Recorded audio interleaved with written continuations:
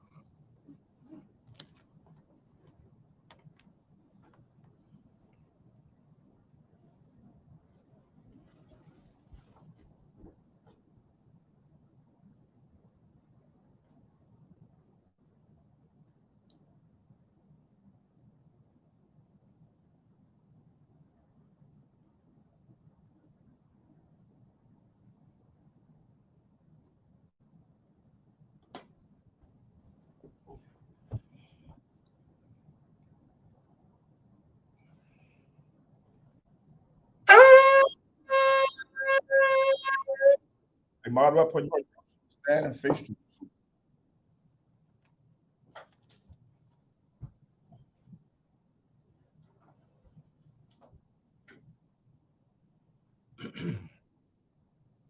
Blessing for Purim. Barakatah Yahweh, Bahashim Yahweh Shai, Asherah, Nathan Hakad, Hororium, Bashalawam, Thowada, Amun. Blessed are Yahweh in the name of Yahweh Shai that gives to us the feast of Purim in peace. Thank you, so be it. Taha'ayim Ma'ad, Asherayim Akkad, Psalms 121. Anya, Arayim, Bayanyam, Oh, Maharim, Mayan, Yabu'a, Isaiah, Yabu'a, Sha'asha, Shemayim, Ma'aratazah, La'a, Yonathan, Lamawat, Regalia, Yala'a, Yanawam, Shashamarka, Hana, La'a, Yanawam, Wala'a, Yayashan, Yashuamar, Yashuela, Yahweh, Shemaya, Yahweh, Tizalia, I'll, Yad, Yin Yin Yah, Yawamam, Hashemash, La'a, Hakaya, Wayarat, La'a, Balayala, Yahweh, Yashamaria, Makol, Rai, Yashamar, Napasha, Yahweh, Yashamar, Habalakya, Wabawa'aya, Ma'aifa, I Walam, Basham, Yahawasha, so Wada, Aman.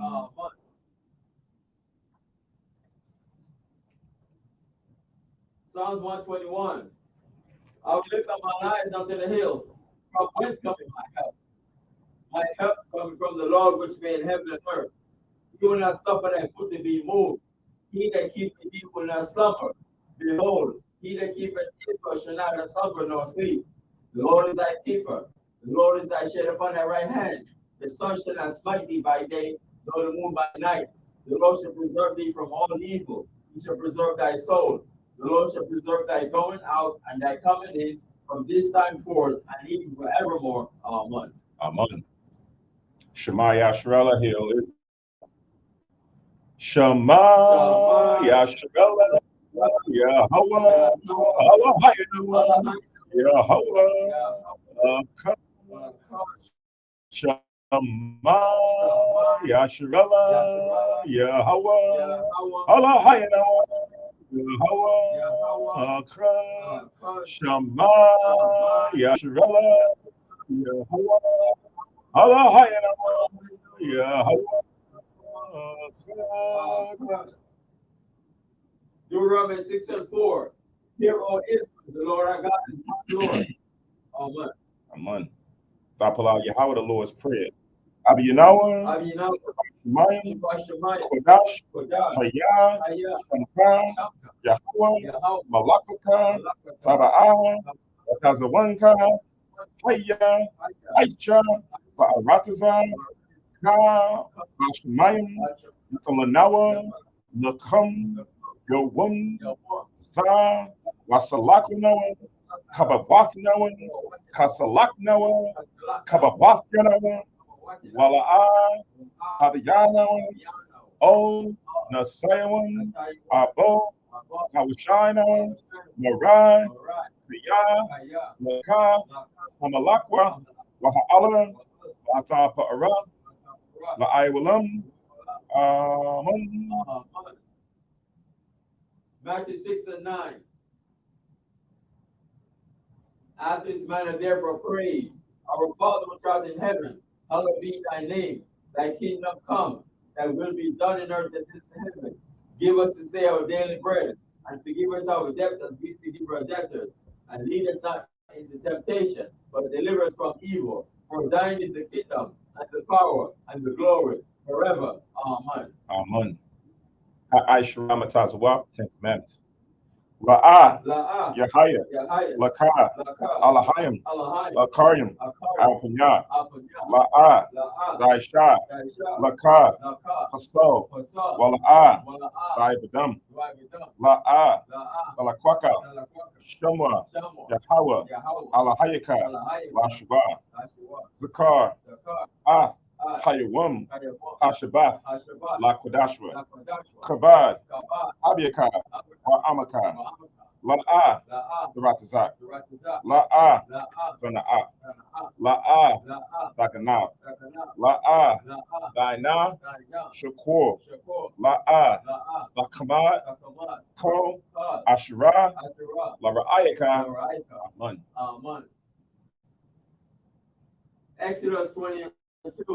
I am the Lord thy God, which have brought thee out of the land of Egypt, out of the house of bondage. Thou shalt have no other gods before me.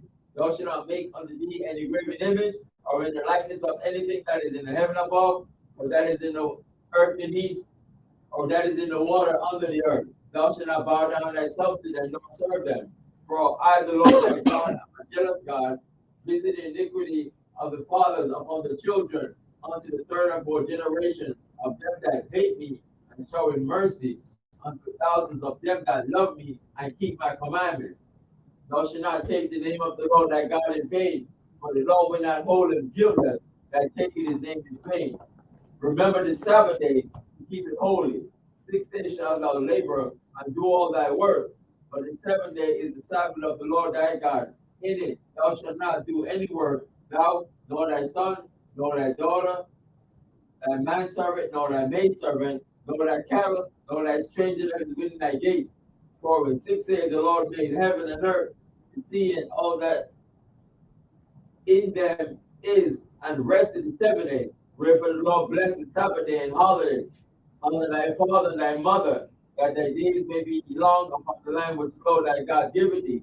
Thou shalt not kill, thou shalt not commit adultery, thou shalt not steal, thou shalt not bear false witness against thy neighbor, thou shalt not covet thy neighbor's house, thou shalt not covet thy neighbor's wife, nor his manservant, nor his maidservant, nor his ox, nor his ass, nor anything that is thy neighbor's. Amen. Aman. Shabbat, be seated.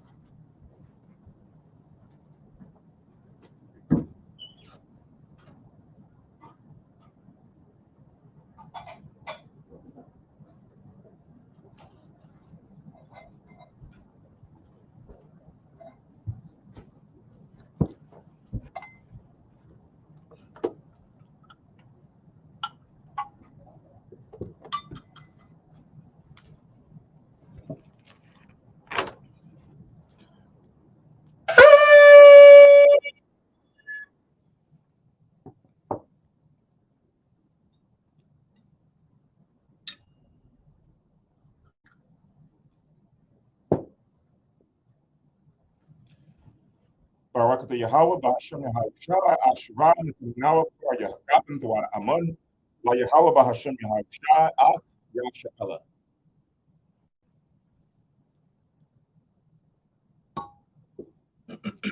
English translation. Blessed are Yahweh in the name of Yahweh Shai, that gives to us the fruit of the vine. Thank you, so be it.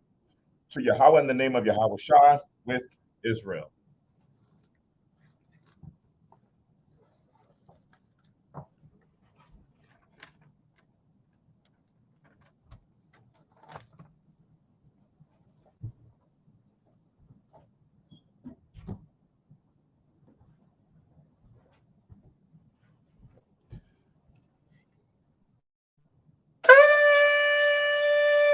I mod my from the Jerusalem stand and face Jerusalem. We open up prayer.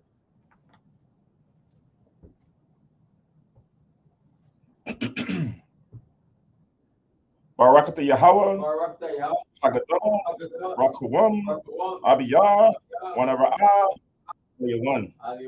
Malak, Shemayim, Wa'aratazah, Bakol, Jabarium, Kayayam, Wagam, Hamashiach, Mayahawa, Adawanawa, Ahabanawa, Apalah, Yawaitazah, Yahweh Shah, Zakarnawa, Yahweh, Barataza one, Anka, Yasha'Allah, Izarnawa, Banah, Wa'asat, Yasha'Allah, O, Nanawa, Yum Yum, Aitha, Kayawamim, Makwadam, Baba Kosha, Shalat, Mayaka'ala, Wahatazawadat, Alahayim, La, Maganawa, Rapanawa, Washamar, Alnawa, Baikor, Shalat, Baroka, Sho, Yahweh Shai, Lanawa, Lalamadnawa, Rabiam, Kakama, Tabawana, Wada'ith, Sho, Debarka, Mahasham, Yahweh Shai, Wada, from Yad, Waiwalam. English translation. Blessed are you, Yahweh, the great, merciful, mighty, terrible, top power, King of heaven and earth, and all things living, and also the anointed from Yahweh, our Lord, our friend, the wonderful counselor, Yahweh Shai. Remember us, Yahweh, favorably, your people, Israel. Help us build and gather Israel. Most High, we beg you, right now, like the days of old. Please send Michael and the righteous powers to protect us, heal us, and watch over us. Mainly send the spirit of Yahweh Shah to us to teach us much wisdom, knowledge, and understanding of thy word. In the name of Yahweh Shah, thank you always and forever. So be it. The Hebrew only. Blessed are you, Yahweh, in the name of Yahweh Shah, that gives to us the law. Barakatah Yahweh, Bahashim Yahweh Shah, Asherah, Athalanawa, Hathawarah. Blessed are you, Yahweh, in the name of Yahweh Shah, that gives to us light to see. Barakatah Yahweh, Bahashim Yahweh Shah, Asherah, Athalanawa, War, Lara. Blessed are you, Yahweh, in the name of Yahweh Shah, that gives us the ram's horn to call the people. Barakatah Yahweh, Bahashim Yahweh Shah, Asherah, Nathanawa, Koran, Hayal, Lakwara, Ha'ain. Shabbat, be seated.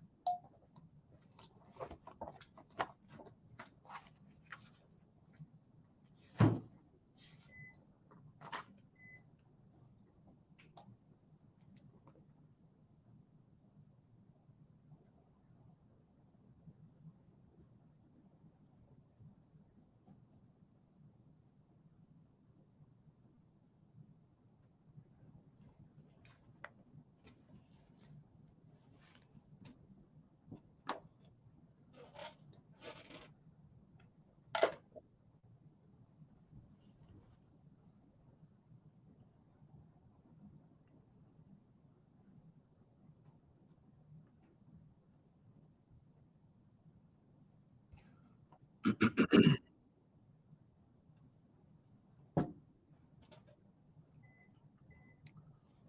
right. Shalom, shalom. Shalom. Shah Purim. Happy Feast of Purim, Day 2. All right. Happy Feast of Purim, Day 2. Most High's will, everybody's in good spirits. Peace and blessings to all that made it through the week and was able to go through Day of Judas, first day of Purim, and now we're here on the Sabbath day to give honor to our elders, Mordecai and Esther or Hadassah, for their plights that they did for us some centuries ago in order for us to survive a massacring back then. So again, happy Feast of Purim. I'm going to give all praise, honor, and glory to the Most High, Yahweh Shah, the knowledge, wisdom, for this understanding, for the privilege of blessing us in these last days to come into the regeneration of this knowledge and this truth. Because, it's not anything that we did, like you read in Titus, to allow us to get into this truth. It was the Most High's mercy that He had upon us to be able to understand the truth about ourselves, the truth about our nation, the truth about our power and our Savior, our Redeemer, where most people don't know, right? So we have to be thankful, grateful for the Most High's mercy upon us to even give us the opportunity for repentance for all of our past sins in this life and in the life before, right? Because we've been here before, so Most High has opened up the gates for us to be able to acknowledge our offenses, come and repent, make supplication, do alms, fasting, and a lot of things in order to show our humbleness before Him, so that He can continue to bless us with this truth and this wisdom and this knowledge. All right. So again, happy Sabbath. This is the seventh day Sabbath as well, but also happy Feast of Purim. Normally on Friday evenings, we do, for those who are unaware, we'll do a Friday night class, but this is the second day for the readings of the history pertaining to Purim. All right, so make sure everybody's down next week, Friday. We'll continue with our normally scheduled program of going into the class, but today is the second day. So let me just change this real quick. Pardon me. I want to make this a little bit different.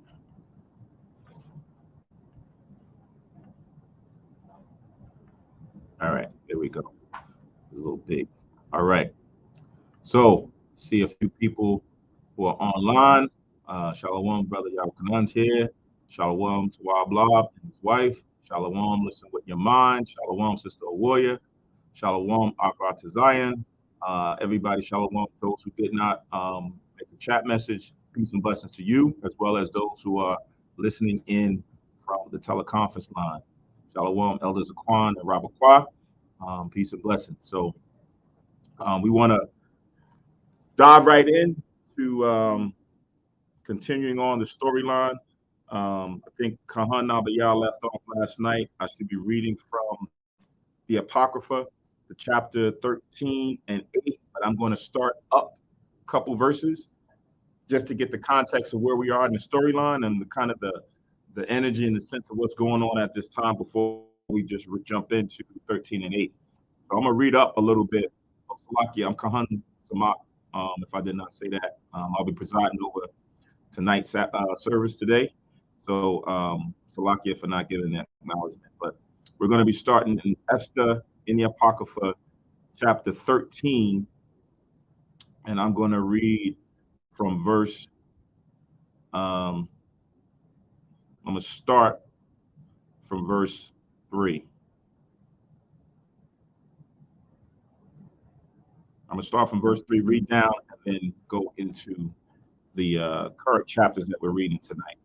All right, so this is Esther chapter 13 in the Apocrypha, page 56, for those who haven't read Apocrypha, but it is chapter 13 and verse 3. It says, "Now when I asked my counselors how this might be brought to pass, Amon, that excelled in wisdom among us, and was approved for his constant goodwill and steadfast fidelity, and had the honor of the second place in the kingdom, declared unto us that in all nations throughout the world there was scattered a certain malicious people that had laws contrary to all nations, and continually despised the commandments of kings, so as the uniting of our kingdoms honorably intended by us cannot go forward, right? So it was a letter put out acknowledging or saying that, it was slander, that the malicious people speaking about us, the Jews, the Israelites, were holding back progress of uniting all nations and kingdoms together. They don't want to adhere to the laws of the kings of the earth. They want to do their own thing, right? It says that they cannot move forward if we allow this nation to continue to do their own thing, to follow the laws of their God and not the laws of man or idols. It says in verse 5, seeing then we understand that this people alone is continually in opposition unto all men, differing in the strange manner of their laws, and evil affected to our state, working all the mischief they can, that our kingdom may not be firmly established. So when we read in the book of Deuteronomy, I think it's the 4th chapter, how the Most High said he gave us these laws, and that other nations would see us and see what God is that they have given them those laws. Over time, we had to understand that envy and hate and covetousness will come into these nations, because the Most High gave us a different type of spirit along with these laws. So now we were separated from everyone else. And we would not, at that time, if we adhered to the law, would not want to conform to anyone else. So that would cause friction and conflict, especially if we're not ruling. If we're not that governing party and we want to do our own thing, it would then cause some type of content and friction, as we've seen different times throughout the history of the Bible. This is another one of them, where you had this Edomite who's now slandering Israel because of Mordecai standing up for the Most High, right? It says in verse 5 again, it says, seeing then we understand that this people alone is continually in opposition unto all men, differing in the strange manner of their laws, and evil affected to our state, working all the mischief they can, that our kingdom may not be firmly established. Therefore have we commanded that all they that are signified in writing unto you by Amen, who is ordained over the affairs and is next unto us, shall all, with their wives and children, be utterly destroyed by the sword of their enemies. Right? And who are the enemies? The enemies are the other nations, like you read in Nehemiah chapter 5 and verse 9. Right? So it says, without all mercy and pity, the 14th day of the 12th month of Dar of this present year. Right? So that was the decree that all nations would then go and slay everybody, wives and children, not just men, right, from off the face of the earth. That was their intention, right, on a specific day in the 12th month, which we're now a day past, right? It says that they who of old and now also are malicious. So they're going into people from the past, right? Going into Abraham, going into Isaac, going into Jacob, the 12 tribes, all of those who had their hand in building up this nation, handing down the laws, statutes, and commandments. Those were malicious as well, right? Everybody from our genealogy pool, from the tribes, was all considered to be malicious in this letter. It says, may in one day with violence go into the grave, and so ever hereafter cause our affairs to be well settled and without trouble. Now, remembering this all started as we read from an encounter between Mordecai and Haman, right?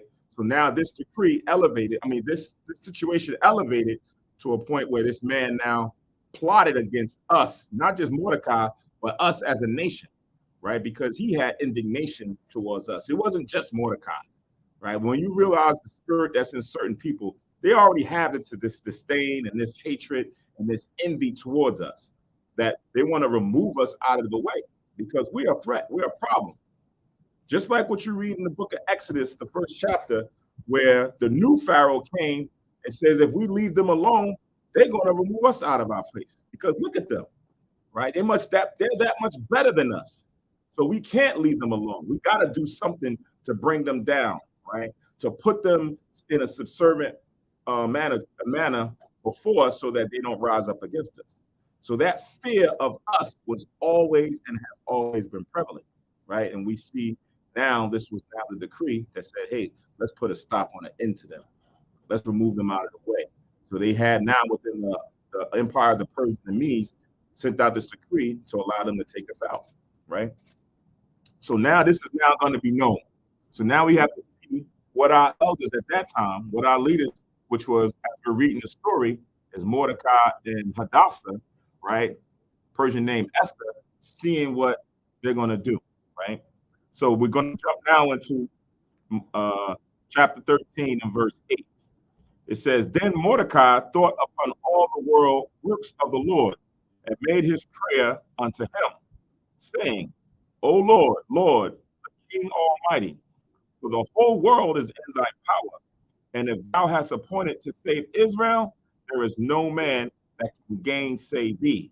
But thou hast made heaven and earth and all the wondrous things under the heaven. Right? So now in the prayers, when you check out certain brothers and sisters in their prayers as you read it throughout the scriptures, you always see there's times where they'll give exaltation to the Most High.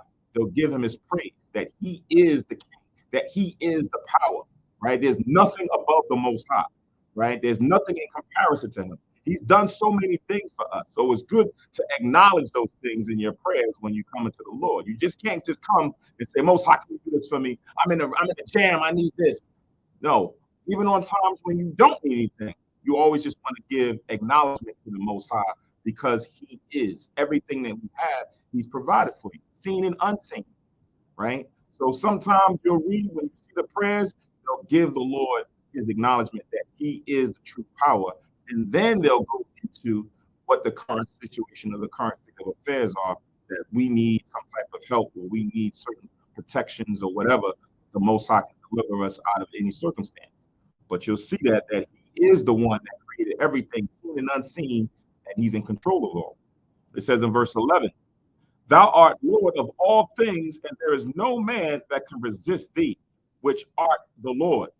Thou knowest all things, and thou knowest, Lord, that it was neither in contempt nor pride, nor for any desire of glory that I did not bow down to proud Haman, right? Or Haman, when you read it in the English, in the 66 books.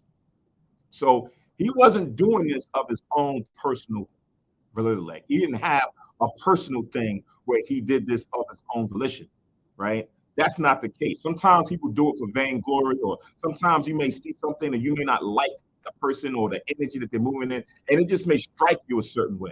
So you might just want to just avoid or do something just because. But in this situation, it had nothing to do with how he felt about him because he already knew that he was a proud man. But it went deeper than that. It went deeper than just how he was. He was looking at it from a different perspective, right? He says here in verse 13, for I could have been content with goodwill for the salvation of Israel to kiss the soles of his feet, right? So if it had anything to do with just our salvation and it was going to cause no harm to the people, he's saying, listen, he would have swallowed his pride and would have went down and kissed his feet. That's how much he had. That's how much love he had for the people, for the nation. That if it came to that, he would have done that, right? But it says in 14, but I did this that I might not prefer the glory of man above the glory of God. Neither will I worship any but thee.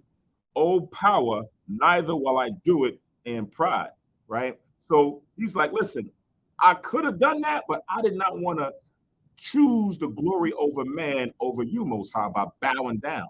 That's what you read in the law in Exodus 20th chapter, verses 2 down to 5, right? You're supposed to have no other gods before the Most High. You're supposed to bow down to no graven image or no man or anything, right? That's the understanding when we read that law, right? We're not supposed to give, pay obeisance to a person as if they're the power, if they're the ones who are in authority. It's the Most High.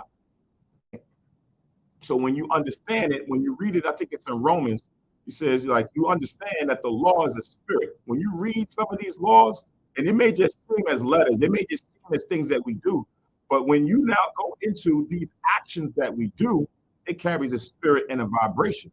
You slowly but surely will be chopping away at your fiber, your core, your DNA of who you're supposed to be as an Israelite by giving in little bits and pieces to these different types of things, right? And then all of a sudden it'll be another thing and another thing and another thing. And all of a sudden you'll see that you're now giving yourself over to the world. right? So Mordecai's like, look, I would have just stood. I'm just trying to stand strong so I don't fall victim to be given into bowing down to man or giving glory to man over the Most High. So that's why he did it, right? That's why he stood tall in front of Haman, knowing the consequence, right? Knowing the consequence, not just even for himself, but even for the nation, because he already seen if it had to do with the salvation of people, he would have did that. But he's like, nah, I can't do this one because what it would represent, what others would see, would cause everybody else to do the same thing. Verse 15. And now, O Lord God and King, spare thy people, for their eyes are upon us to bring us to naught. Yea, they desire to destroy the inheritance that have been thine from beginning. Despise not the portion which thou hast delivered out of Egypt for thine own self. Right? He says, despise not the portion. What's the portion? Right? What or who is the Most High's portion? Right? You can write down, or we'll go and read Deuteronomy, the 32nd chapter. Most High has a favorite portion of what he's created in the earth. So write down Deuteronomy chapter 32. We already know what it is, but you get the precept of who the portion of the Lord is. That's like you eating food. It's like, that's your portion. That's yours. It's mine. Most High has his own portion of all that he has created, right, for himself. So Deuteronomy chapter 32 and verse 9. Come.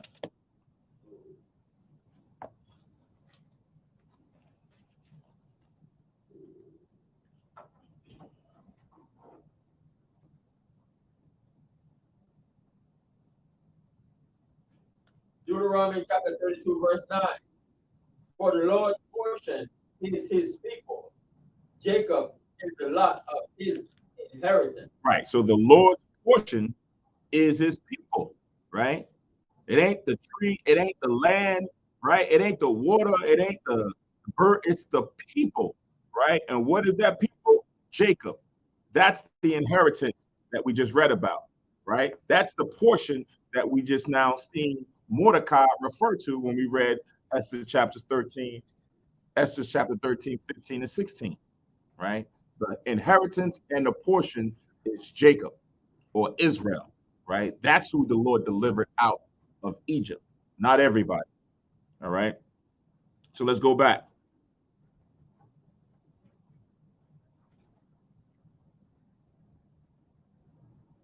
So back in Esther chapter 13, and we at verse 17. It says, hear my prayer and be merciful unto thine inheritance. Turn our sorrow into joy, that we may live, O Lord, and praise thy name, and destroy not the mouths of them that praise thee, O Lord.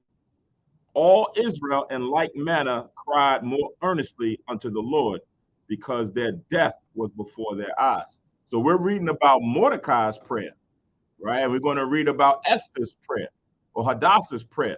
But everybody else in their own habitat, wherever they was dwelling, all Israel was sending up prayers to the Most High as well, right? Everybody was doing it. It's just not that these two people was here. You had some people on the side was like, ah, man, I don't believe in that. Nah, we good. They're not gonna do that. They're just bugging. No, everybody understood that they were serious, and that is the Most High that can deliver us out of this place. Right? It reminds me of in Jeremiah 14 and 2, Judah mourneth and the gates thereof languish. Right? What happens after that? The cry is going up to the Most High. The Most High hears our cries. He hears our prayers.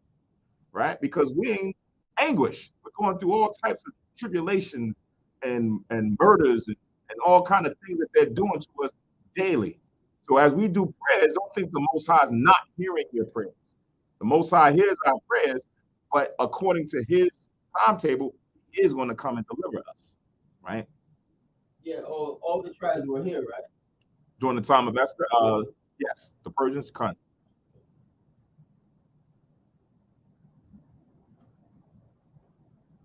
Mm, when did the northern tribe leave? That would have been during the time of the Assyrians, right?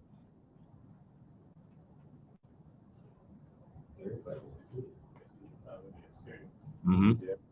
Yeah, they left. All right, so we now in Esther chapter 14 and verse 1.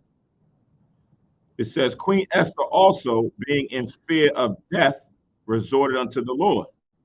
Right? So sometimes we speak about death and and how it's a process of life. You've been here many times, you're gonna die. But what you don't want to do is die to the hands of the hand by the hands of the heathen, right? For unrighteous things. You want to go out, if it is that you do go and die, fighting 10 toes down, right? And what they're doing is just now trying to come and massacre. Same thing we read in the Maccabees during the times of the Greeks. They wanted to come and massacre. Time and time over, you read from different nations that came to try to destroy us.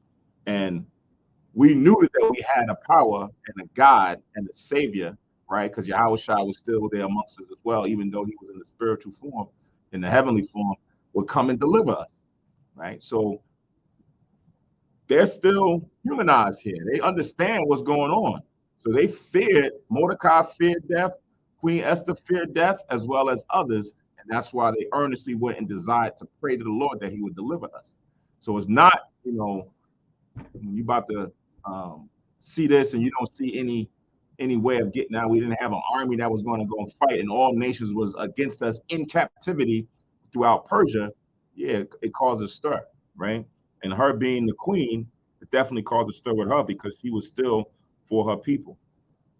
It says in verse 2, and laid away her glorious garment and put on the garments of anguish and mourning, and instead of precious ointments, she covered her head with ashes and dung, and she humbled her body greatly.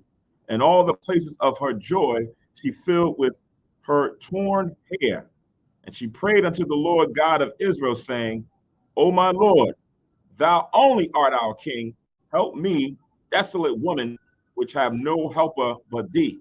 For my danger is in my hand, right? So now she's now taken off the apparel that she was given as a queen, right? Probably nice garments, headpieces, and things like that. All different types of jewelry on she had. But now understanding what was set before us as a people, the custom was that we humble ourselves, not just in spirit, but they also did it physically. So they took off all their glorious apparel, put on sackcloth. Sometimes they put ashes on their heads and on their faces, right? And humbled themselves before the Most High. So even in the palace, this is what she did, right? In her chambers, she went and took that all off and went and prayed before the Most High, putting on these garments.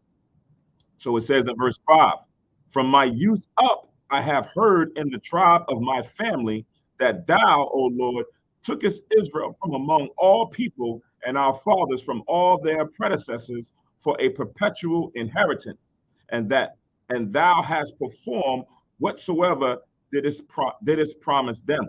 Right? So this is a perpetual inheritance.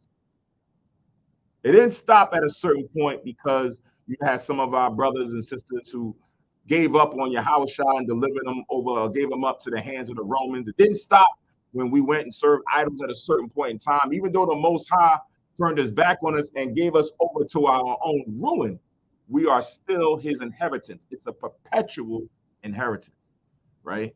That we now are under the portion of the Lord. So she was taught this from her youth, meaning as now you got the new generations coming in, they would now have to understand and know the value of who we are, right? As a people, as a tribe, right? What makes us who we are is what the Most High has done and the covenants that the Lord and the promises that the Lord has given to us throughout our generations. So she understood this.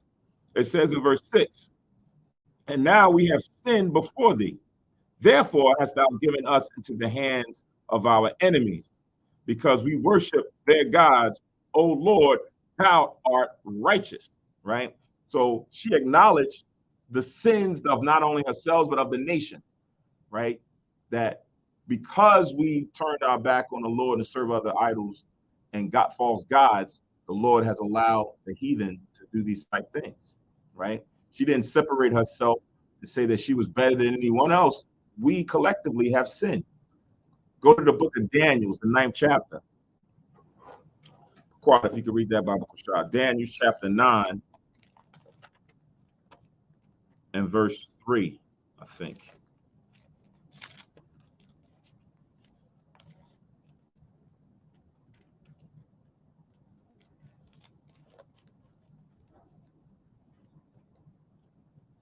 Daniel chapter 9.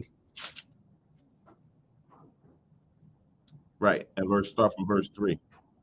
Daniel chapter 9 and 3. And I set my face unto the Lord God to seek by prayer and supplication with fasting and sackcloth and ashes. And I prayed unto the Lord my God and made my profession and said, O Lord, the great and dreadful, keeping the covenant and mercy to them that love it, and to them keep his commandments. Mm-hmm. We have sinned and have committed iniquity and have done wicked and have rebelled, Mm-hmm. even by departing from thy precepts and from thy judgments. Mm-hmm. Neither have we hearkened unto thy servants, the prophets, which spake in thy name to our kings, our princes, and our fathers, and to all the people of the land. Mm-hmm.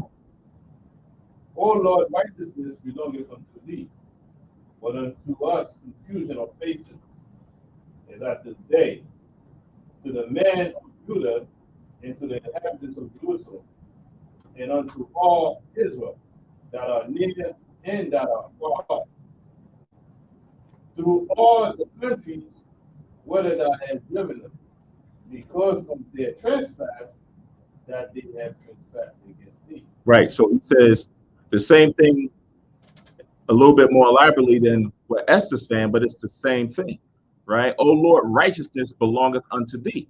She said the same thing. Thou art righteous. But we sinned, we messed up. He's saying the same thing. We sinned, and because of our trespass, throughout all the countries where thou hast carried us, we are now going through this plight, right?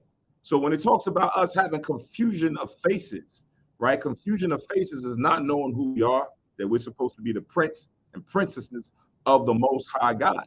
And with that comes a responsibility, right? With that name attached to us, Yasha Allah, right? Means that we have to hold up the end of our bargain by keeping his commandments and his precepts, by walking in his statutes, by representing him, by being the ambassadors within the earth, right? But then because we are confused, we don't know who we are. We think that we're African, we think that we're this, we're Nubian, we think that we're Egyptian. So we follow the nations, we follow all these other trends, and not the one that was given to us by the Most High. That was a perpetual custom, that was a perpetual love that the Lord gave us. So even Daniel here recognizes, says, to us belong confusion of faces, right? We're supposed to see the Most High face to face, like how he saw Moses, right? Spiritually, figuratively, not literally, right? We're supposed to be face to face with the Most High. But now here it is, we're looking over here, and we're looking over here, and we're doing like them, and we don't know who we are, right? Because we fell away from these commandments. So it's the same thing as what Hadassah is acknowledging here in the Apocrypha with her prayer, as far as for us now falling off from our righteousness, right? Keep on. Verse 8. O Lord, to us belongeth confusion of faces, to our kings, to our princes, to our princesses, and to our fathers, because we have sinned against thee. Mm-hmm. To the Lord our God belongeth mercy and forgiveness, though we have rebelled against him. Verse 9, verse 10. Not, oh yeah, 10. We can stop there at 10. Neither have we obeyed the voice of the Lord our God to walk in his laws, which set before us by his servants prophets. Right. So if we knew who we were, it was a great conspiracy to keep our identity from us as it pertains to the Bible. Because if now, as you go through it and you read with understanding, you'll see that our downfall was consistently told through us throughout the scriptures, that we fell away from the commandments of the Most High. Plain and simple, right? That's the judgment or the punishment that the Most High put on us by allowing the other nations to do what they have done to us throughout the centuries, right? Then we would have realized and said, well, what are these commandments, right? But the devil, Satan, Esau, and them conspired and said, not only are we going to give them different names and make them believe that there's someone else, we were going to say, you ain't got to keep those laws anymore, right? To keep us down under, to keep us subservient, to keep us living in sin, that we stray further and further away from the Most High, right? So you'll see that. And when you read, when we get into the Apocrypha and we go into the book of Judith, the nations, the storyline comes out where the nations actually know this, right? Not just Esau, but the other nations also know this about us and our commandments and our God. And that's how we control them, through these commandments, right? We give them, we tempt them with different foods, we tempt them with different clothing, we tempt them with different cultures and things to get them to come into these different spaces and leave their own custom, right? So it is known that in order to keep us down, give them confusion of faces. Let them learn or think that they're something else or they got a different God than who they're supposed to be serving. All right, that was Daniel's 9:3, and I stopped at verse 10. So now we're going to go back to Esther in the Apocrypha, chapter 14, and we have verse 8 now.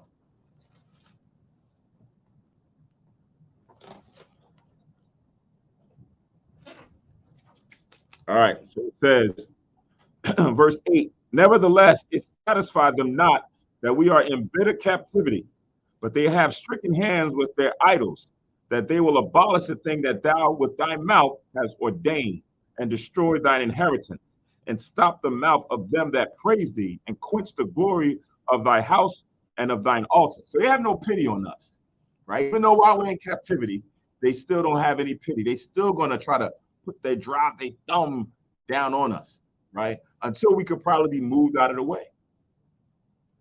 So it says, verse 10, and open the mouths of the heathen to set forth the praise of the idols and to magnify a fleshly king forever.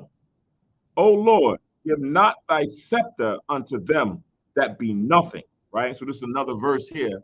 When you link this up with what we got in Ezra, the 6th chapter, as far as for the heathens are nothing, right? Esther also acknowledged.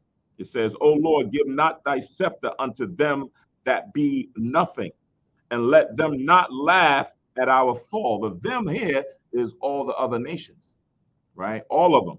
Don't let them laugh at our fall, at our downfall, at our destruction because of our sin. It says, but turn their device upon themselves, and make him an example that have begun this against us, right? So to turn what they conspired against us to happen, which was decreed in that letter, that all the nations would then come and destroy us, it started with Haman. Make him an example of what he conspired against us to do, right? Go to the book of Psalms, chapter 10. Psalms chapter 10 and verse 2. Now, can I read that? Psalms chapter 10 and verse 2. Psalm chapter 10, verse 2. The wicked in his pride does persecute the poor. Let them be taken in the devices that they have imagined. Right. It says, let them be taken in the devices that they imagine. Right. So, like it says in Galatians 6 and 7, you reap what you sow. So, what he imagined to happen to us, what he imagined to happen to certain individuals within the nation, the prayer that Esther said was like, listen, let him be taken with that. Right. He set this whole thing up against us. Right. And then anyone else who's following him, anyone else who's now going to take up arms and come and destroy us wrongfully, let them also fall victim to the same device that they wanted to now happen to us. Go to Proverbs chapter 1 and verse 31.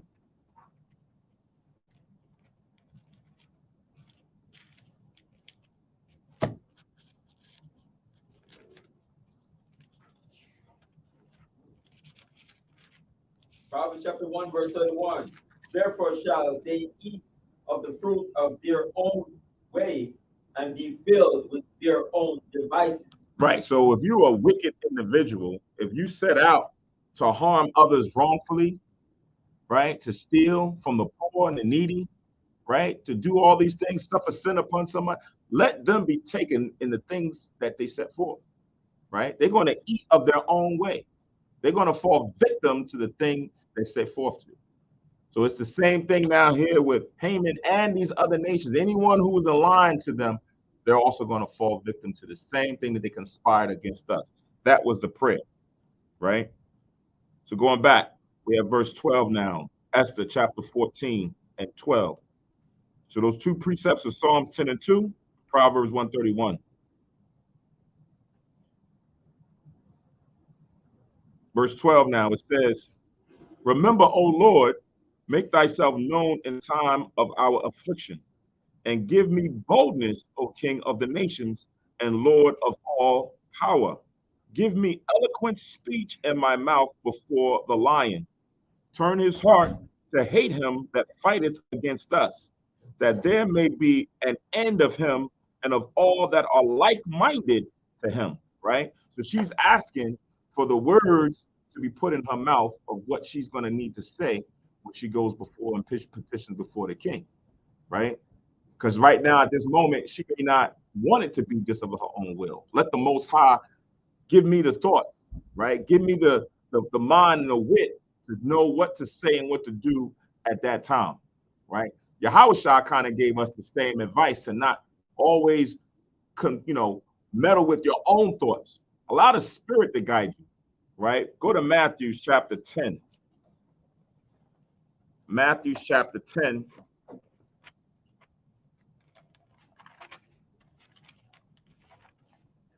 If you stand on the Spirit, you stand on the law, you trust in the Most High, you understand these precepts, the Most High will work with you. Yahweh shall work with you, right? Matthew chapter 10 and verse 18. Matthew chapter 10, verse 18. Start at 16. Matthew chapter 10, verse 16. Behold, I sent you forth as sheep in the midst of wolves. Be ye therefore wise as serpents and harmless as doves. Right. So when Yahweh was speaking about to the disciples that he was sending them forth as sheep in the midst of wolves, right? The wolves is not always just other nations, right? The wolves is also our own people, right? That's where they come up with that saying, wolves in sheep's clothing. They look like sheep, but they actually the wolves trying to devour their own, right?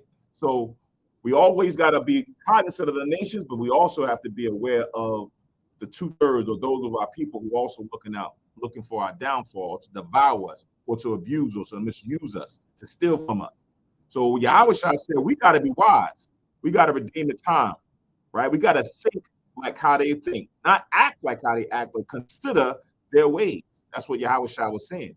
Consider what their desires to want to do, but then you still have to be as harmless as doves. Not try to render evil for evil. Well, they trying to go and do this. I'm going to try to do the same thing back. We want to get him back. I want to make him learn his lesson about what he's. No, that's not how we're going to operate. We're going to operate in the confines of the law, but still be able to navigate through this valley of the shadow of death. Right? Read on.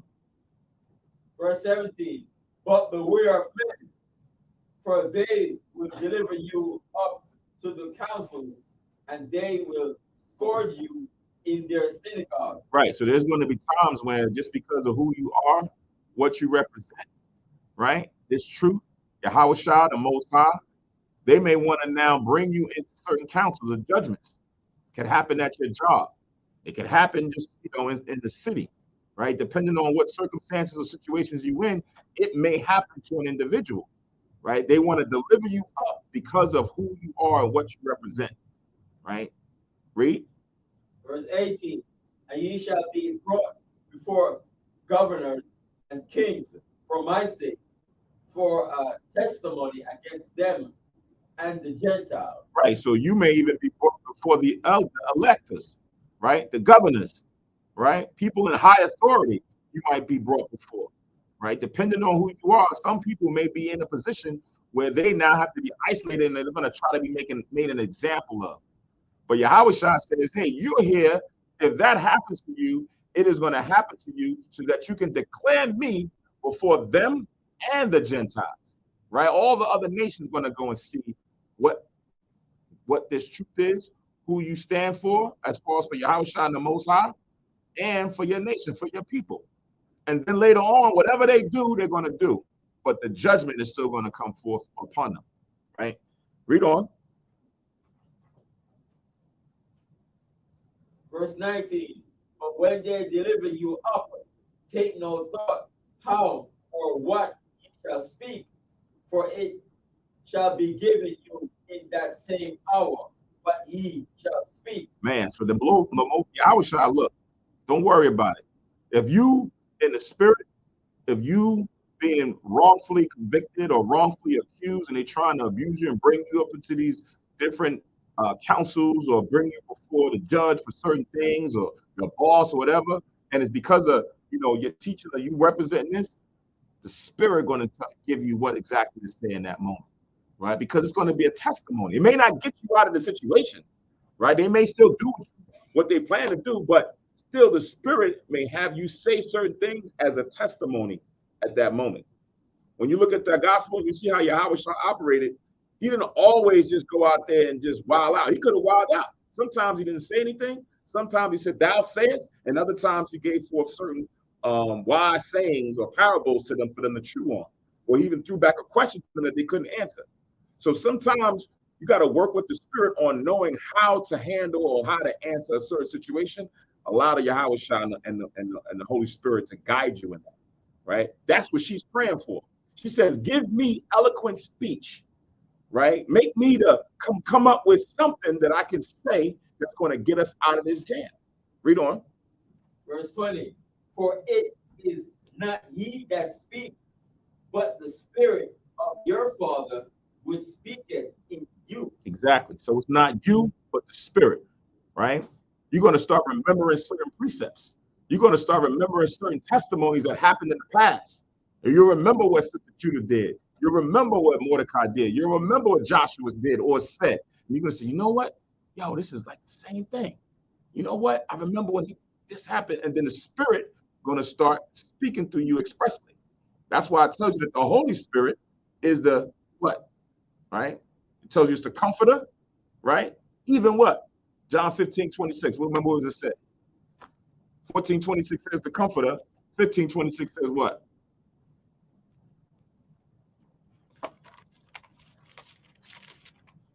15:26, just write it down. It says this, right? It says, but when the comforter has come, and I wanted 14:26. Yeah, it says, but when the comforter is come, whom I will send, even from the Father, even the Spirit of truth, right? So when the Holy Spirit is now working in you, it's the Spirit of truth. And what's the truth? The law and the testimony, right? It's just not the commandments by themselves when you read in the Psalms. It's also the testimonies. So you're going to also remember these storylines that we read. You're going to remember what Esther said and what she did. You're going to remember what Judas did at that certain time, or what Matthias said or did. Then those things are going to come back, and then you're going to now know how to handle a certain situation, right? So this is all good. That's why it tells you in Isaiah 8:20, to the law and to the testimony, if they speak not according to this word, it is because there is no light in them. So the law and the testimonies have to be in spirit, in your mind. Those are the things that you want to speak, not of your own volition. You get tripped up, you get caught out there, right? You want to try to speak precepts, testimonies, thus saith this, so forth, so on, and then it's going to be better for you when it's the time of judgment. All right, so that was Matthew chapter 10. We read from 16 down to 20, and then we also read St. John 15:26, and also quoted Isaiah 8:20. So let's go back. So we at Esther chapter in Apocalypse 14 and 14 now.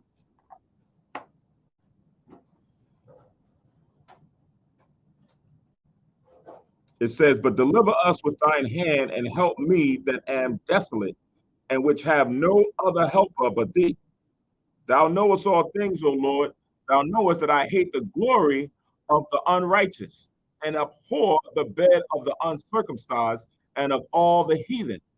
Thou knowest my necessity, for I abhor the sign of mine high estate, which is upon mine head in the days wherein I show myself, and that I abhor it as a menstruous rag, and that I wear it not when I am private by myself. Right? So she didn't relish in her position, right? She didn't look at herself in the mirror and be like, oh, look at this thing I got on and my dress. And she didn't misuse her power, walk out there and make it seem that she didn't like that stuff. She didn't want to be part of that whole thing. But because of the situation that was going on, Mordecai, her cousin, advised her to go and do this so that it would then help her and also potentially may help the nation. So she didn't relish in this. She trusted in the Most High and she loved her people. She loved her culture. Nowadays, what is it like? What's the holiday they got with the green, the St. Patty's Day? St. Patty's Day will come up, and man, you're gonna go down. You're gonna see everybody with green shirts on and different hats. Our people going out there and celebrating as if they Irishmen, whatever, right? They just bounce at everybody's custom and culture, right? We don't look at it as like, man, that's some nonsense. Get that out of here. She didn't care for none of that stuff, right? She didn't want to be in their kingdom as the princess to this heathen. She would have rather have been an Israelite. She would have rather have been us on the throne. But now, because of circumstance, she had to deal with this. So she said, in hiding, in private, when I'm by myself, I don't wear that stuff. I don't wear those jewelry. I don't wear that thing on my head. I don't even hate going to his bed. I abhor the things that's around me, right? So you see the spirit that was now rolling with Hadassah at that time. And I say Hadassah because that's her Hebrew given name, right? Esther was her so-called Persian name or whatever you want to call it. But she didn't relish in those things. So now it shows you what type of time we would desire to be on. Again, these are testimonies that you should now digest and be like, dag, if, sometimes people say, if I had that position, oh man, I would be doing this, and you probably feel proud and all this other stuff. She didn't, right? She still humbled herself before the Most High to let him know that she didn't desire any of these things. Verse 17, it says, and that thine handmaid have not esteemed, have eaten at Amon's table, and that I have not greatly esteemed the king's feast, nor drunk the wine of the drink offering. To be at that grand table, right? Everybody got all this food. You got the high seat, right? Got the best portions, right? Everybody coming up to you, tending to you, right? You need what do you need, princess? What do you need, queen? What do you need this, right? After a while, you might get puffed up, right? You might get comfortable, especially in today. You get comfortable in your position, authority, and that. She was like, man, I don't even desire to want to sit at that table. I don't even want to be there. Sometimes you can be at a table and you can see unclean food on the table, and you're just like, oh man, and you could just cross it out your mind, right? You might be a little detested, you might like, but she wouldn't want to be at the whole event. I don't even want to be with them. I'd rather take my food or have one of my servants prepare my own food in my own quarters, a to-go plate or room service for me to go down there. I don't want to deal with that, right?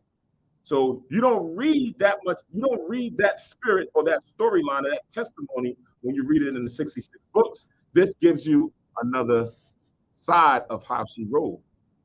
Reading on, it says in 18, neither had thine hand made any joy since the day that I was brought hither to this present, but in thee, O Lord, power of Abraham, right? So she didn't have any joy or desire. She didn't have any, she wasn't comfortable with that. So as you read what she said in her prayer, imagine how she was walking through those palaces, walking through those chambers, looking at them people when they come out. She hated it. Verse 19, O thou mighty power above all, hear the voice of the forlorn, and deliver us out of the hands of the mischievous, and deliver me out of my fear. Right? So the forlorn is just another word for someone who's miserable, sad, right? Forgotten. That's how she feels. She's like a forlorn person, and she's asking the Most High for help. Verse 15, chapter 15. And upon the third day, when she had ended her prayer, she laid away her mourning garments and put on her glorious apparel. So she took off the sackcloth, probably wiped the ashes off her face, right? Cleaned up, and went and put on the royal apparel, the apparel clothes that was made for her as the queen. It says, and being gloriously adorned, after she had called upon Yahweh, who is the beholder and savior of all things, she took two maids with her. And upon the one she leaned, as carrying herself daintily, and the other followed, bearing up her train. And she was ready through the perfection of her beauty, and her countenance was cheerful and very amiable, but her heart was in anguish for fear. Right? So it says that she was ready through the perfection of her beauty. Right? So a lot of times when people read the word ready in the scriptures, they assign it one of the definitions of ready, which is just red, right? But there's another definition also which attains to youthful, right? When you read it in, let me see if I have it up here. I had it up earlier. Give me 1 second. When you read it in, from what the historians describe, let's see if I can put this up.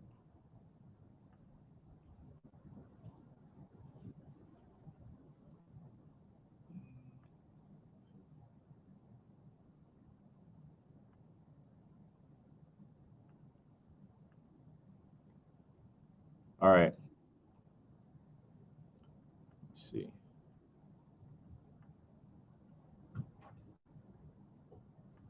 All right. So here in Webster, it gives you three definitions. It gives you two nouns and a verb. The first one is a red color, red or reddish, as a ruddy sky or ruddy flame, right? So that's a literal physical description of it. Now, a lot of times when you get those who don't understand context, they'll say that, yeah, David was red like Esau, right? So that made David to be quote unquote so-called white.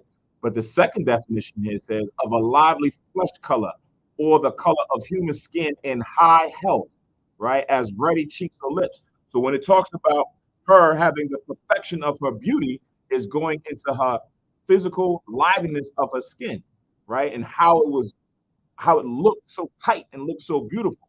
But then as you read further down here, when it goes into ruddy and it goes further into the definition of it, I'm going to start from ruddy. It says ruddy here is the form taken by the adjective red when used as a term of praise of the human skin, and this is its use in the Bible. The Hebrew and Greek words all are all usual words read or to be read. The dark-skinned Hebrews found great beauty in a clear complexion. So they didn't have any blemishes in their skin, and they were described as being this ruddy or youthful, or having, as it says here, a lively flesh color. So don't always look at it to what they're saying as it's just talking about the color red. It's just going into how youthful they look. King David was also described as the same thing, right? But a lot of times they'll try to discount that and saying that, yeah, you guys always talk about Esau and how he was red. Well, David was red and ruddy, but they don't look at the other words. Same thing when we talk about virgin, there's different definitions of the same one word, right? And you have to use it in context.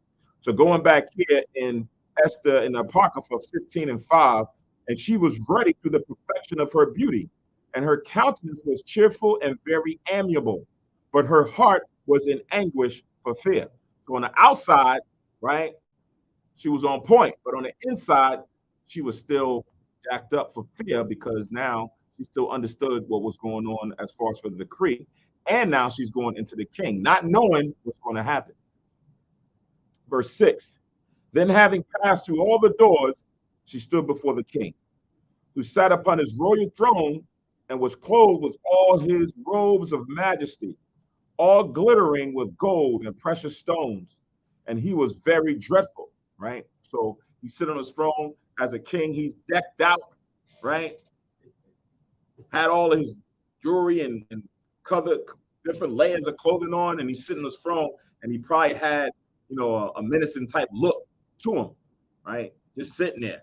So she's walking in, knowing what's now still coming is this decree to kill up all her people, including her, right? She sees him, and now it takes it to another level. He even looked dreadful.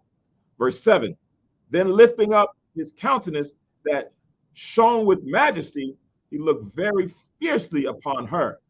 And the queen fell down and was pale and fainted and bowed herself upon the head of the maid that went before. So he had this spirit in him, right? Where he was dreadful. No, and then when he spied her, he even gave her a hard look. What you doing in here? Right? That was his original spirit. That was his original vibration when he looked at the sister. But then it says, verse 8, then Yahweh changed the spirit of the king into mildness, who in a fear leaped from his throne and took her in his arms till she came to herself again and comforted her with loving words and said unto her, Esther, what is the matter? I am thy brother, be of good cheer. Right?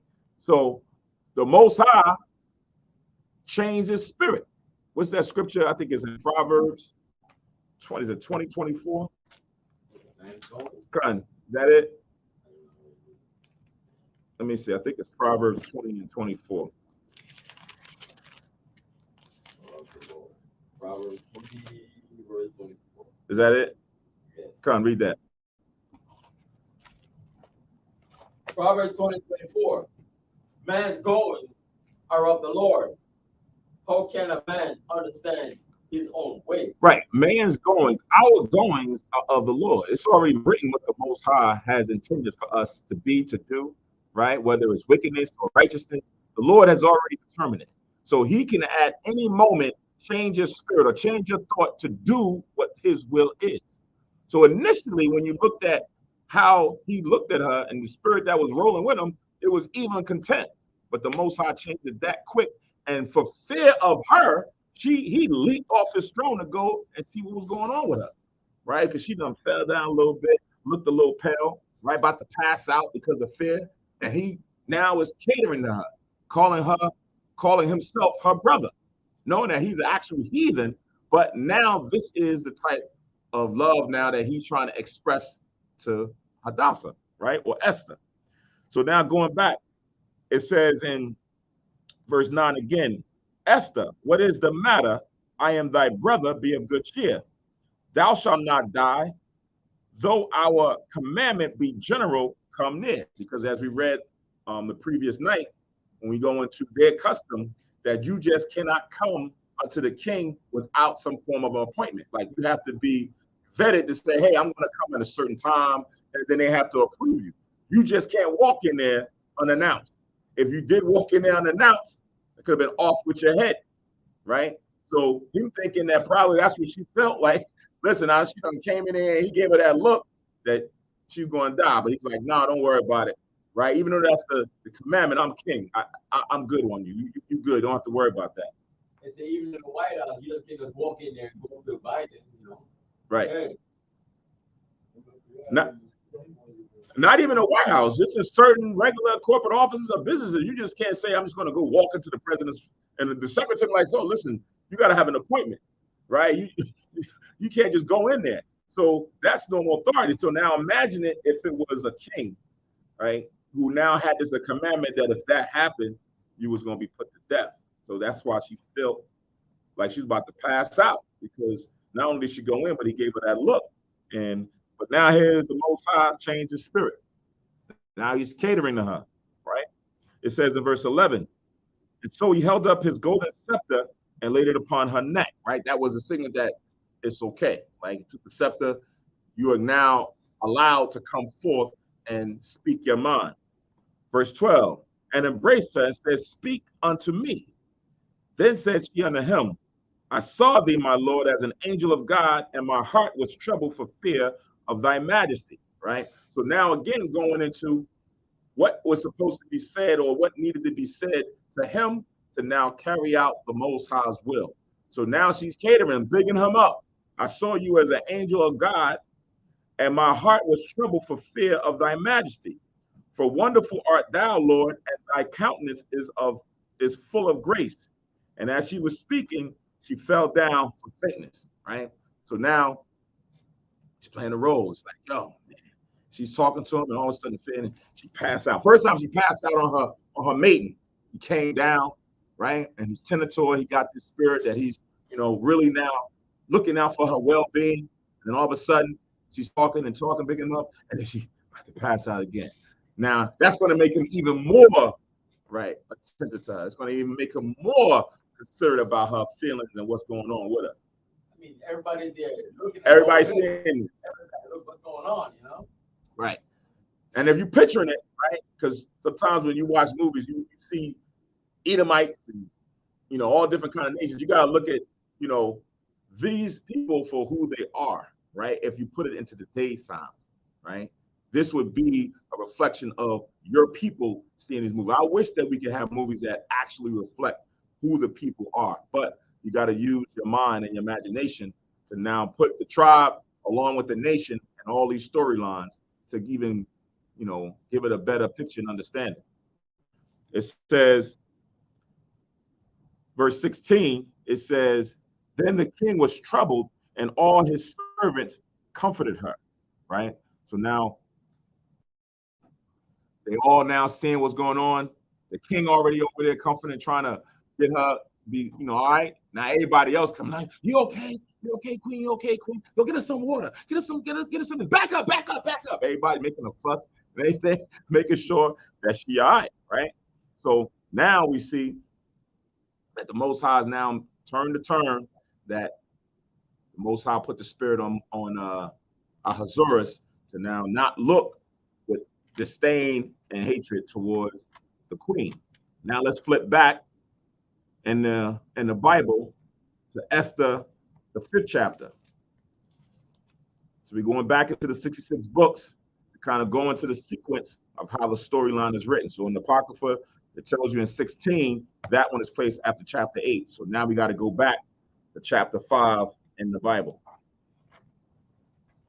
Now, chapter 5 is going to also kind of give you the same account, but just in a different perspective, right? And this is why it's like the gospel, where you read certain things in Matthew, Mark may have a little bit of the same testimony, then John may go further into it. So now you're reading it from different perspectives of the prophet or the scribe that's given this story or account, right? So now Esther chapter 5 and verse 1. Now it came to pass on the 3rd day of the fast that Esther put on her royal apparel and stood in the inner court of the king's house, over against the king's house. And the king sat upon his royal throne in the royal house over against the gate of the house. And it was so, when the king saw Esther, the queen standing in the court, that she obtained favor in his sight. And the king held out to Esther the golden scepter that was in his hand. So Esther drew near and touched the top of the scepter. So now in those first 2 verses, we read about 4 or 5 verses that went more in depth as to why he had favor unto her, because Most High put the spirit on her. She done fainted 2 times and everything before he now gave her the scepter and telling her to come in. So you read a little bit more, precept upon precept, to get the full, complete picture.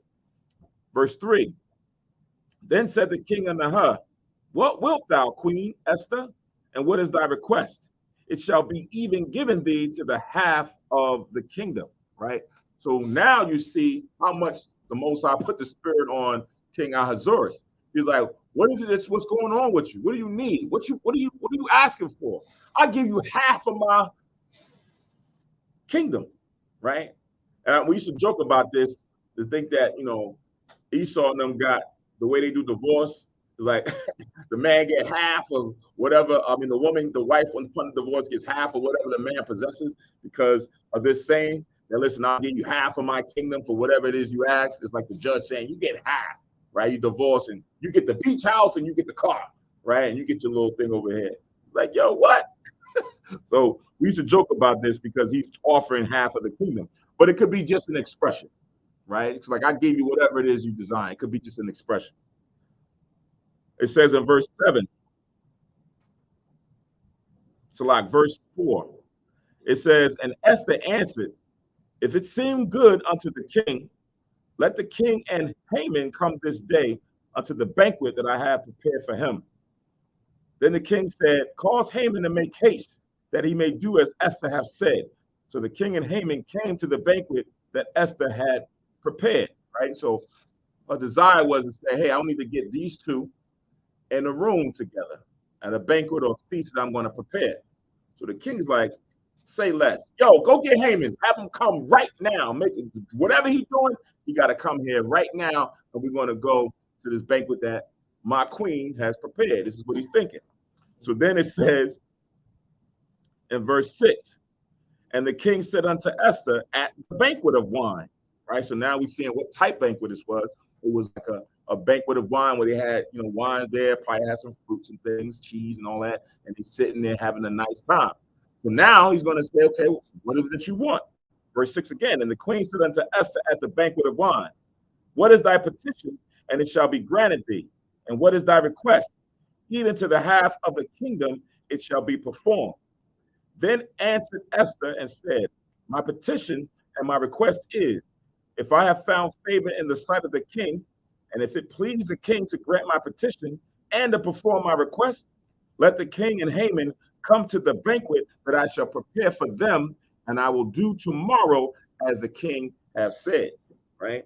So now she done brought them two together. She done got Haman feeling comfortable. Right? That's what it is, because it would have just been between him and her.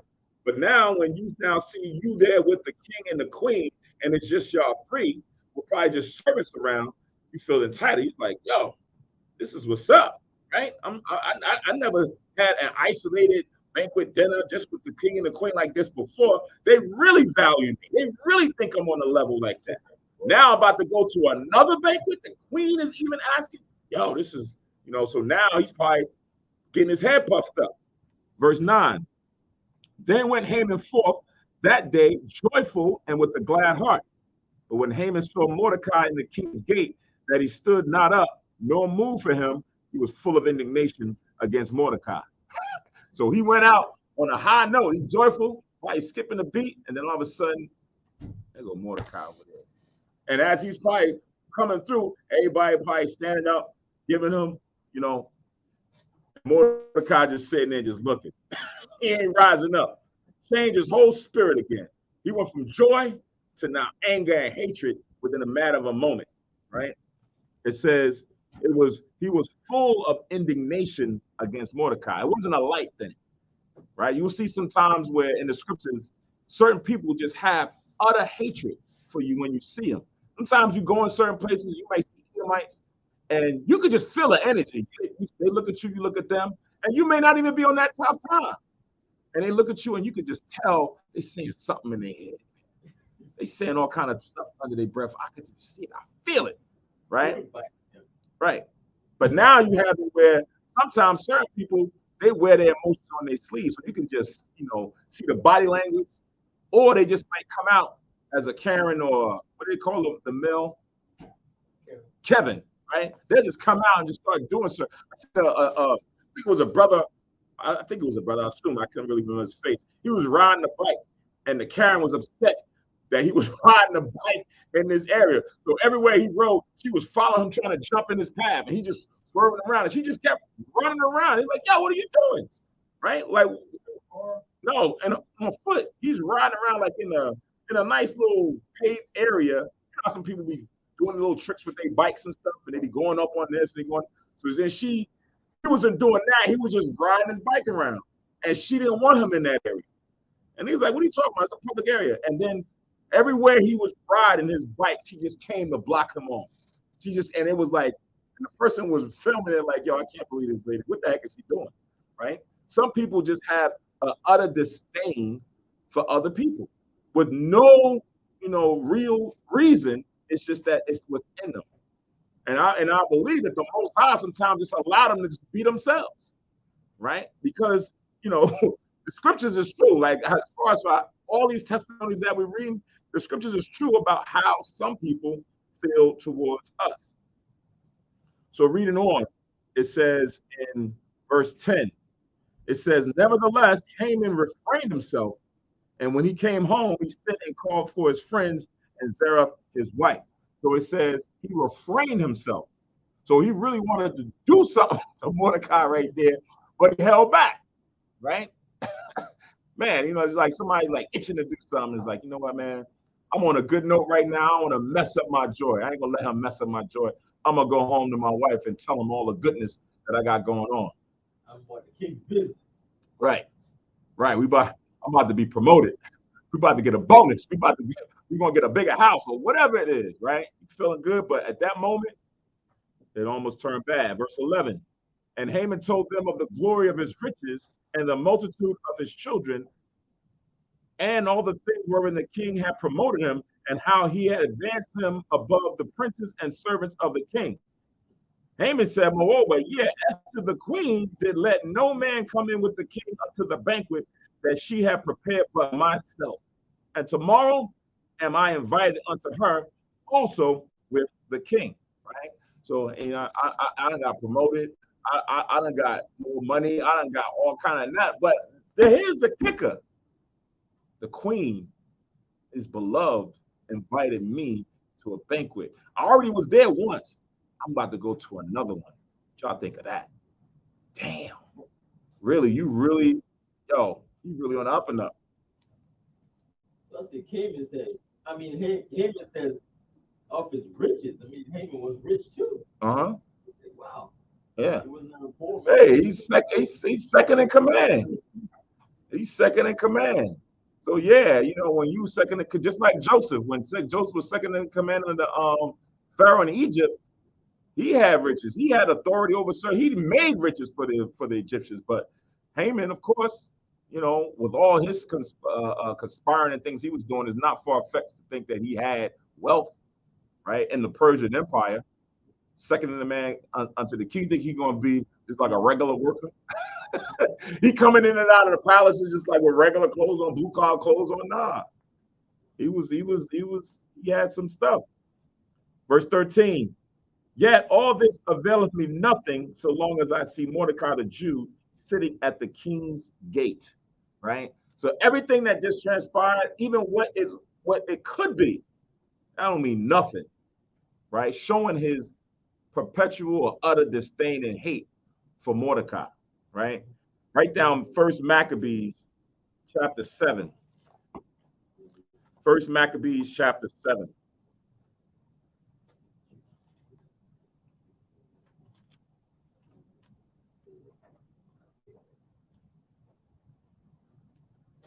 First Maccabees chapter 7 and verse 26.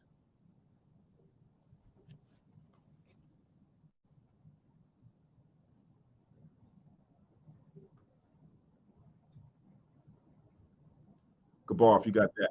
So it's on page 124 in the Red Apocrypha. First Maccabees 7 and 26.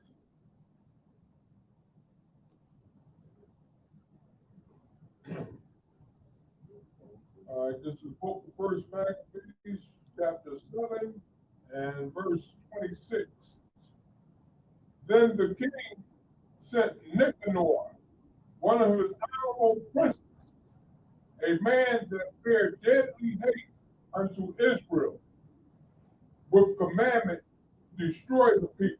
Right. So here is another, even in a different time, different empire, who also bear deadly hate towards the people. When you have certain people that have deadly hatred towards you, they're really trying to restrain themselves to operate in the confines of the law. But if they have free will, free reign, man, they'd go out there and murder and do all kind of things to certain people. That's why in the South, it was fearful for us to be down in the South because the laws was different from the North, right? They would do the things that we see is still happening today to our people in those rural and country areas where the laws is not as advanced as it is up in the North, where you just can't go and do certain things. So when you have deadly hate, that means you will put a man or put a person in a position to be dead, killed with no justification. Like they didn't do anything toward you. You don't read accounts in the scriptures where Israel just had, for no reason, deadly hate towards the nation. Even though we know that the Most High said that they're nothing, you don't get an account where we just seen somebody and was like, yo, these guys is not keeping the laws of the Most High. These guys is eating swine and go out there worshiping other gods. And we just had an utter disdain, hate to want to go and kill them. You don't read that, right? I always joke when we at camp that our nation is the most forgiving, loving nation of them all, right? There's no other nation that is as merciful as we are, right? But when you look at the other nations, they don't have that same level of mercy, right, towards us without cause. And that's what you'll see here throughout scriptures, throughout different time periods. This is what now has been self-evident when you read the Bible. Yeah, verse 13. What does he mean by this? And all this. It says, yet all this availeth me nothing so long as I see Mordecai the Jew sitting at the king's gate. He's talking about everything that he just now went through with Esther, going at the banquet. She now invited him to another banquet, all the different, things that's now coming to him. You would think, listen, that guy, I don't even care about that guy no more, man. I'm on cloud 9. But everything that now happened to him and is about to happen to him don't mean nothing because he hate Mordecai that much. All that, me seeing as he was coming by and he seeing Mordecai sitting at the gate and he didn't rise up, that just washed away everything. You could have gave him $10 billion and he could have said, man, I don't care about that $10 billion. This guy right here, I hate him that much, right? That's when you get into deadly hate. That's when you get into a perpetual hatred, like the Most High said Esau has towards Israel, right? A perpetual hatred against your brother. So the Lord now uses certain individuals to be made an example at different time periods to at least show forth the judgment that's going to come on a high level. All right. So that was first Maccabees 7:26 to go into how some will lot their deadly hate towards us, that if they have the opportunity chance, they try to destroy us. So go back to Esther 4:13 again.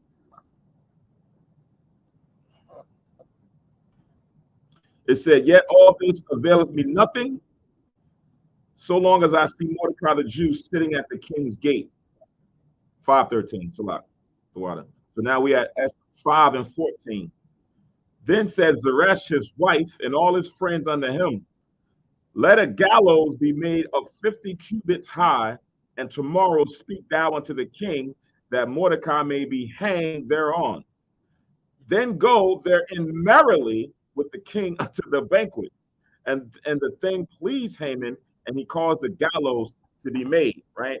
So now it said make the gallows a place where you're going to be hanged, like how you play hangman and all that. They're now making these gallows to go and hang Mordecai, right? It said 50 cubits high. So you're reading the scriptures. There's two forms of cubits.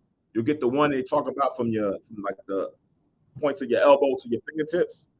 And then you'll read about it where it's like the length of a man, right? So you'll have the length of a man being a cubit, or you'll have the length of from the elbow to the top of the finger.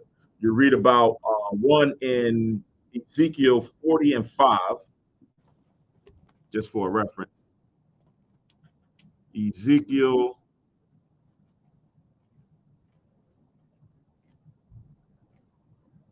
let me see.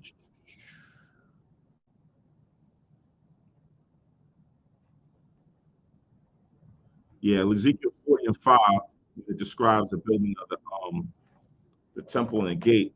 It says, and behold, a wall on the outside of the house round about, and in the man's hand a measuring reed of 6 cubits long by the cubit and a hand breadth. So he measured the breadth of the building 1 reed and the height 1 reed. So it talks about the cubit and a hand's breadth, right?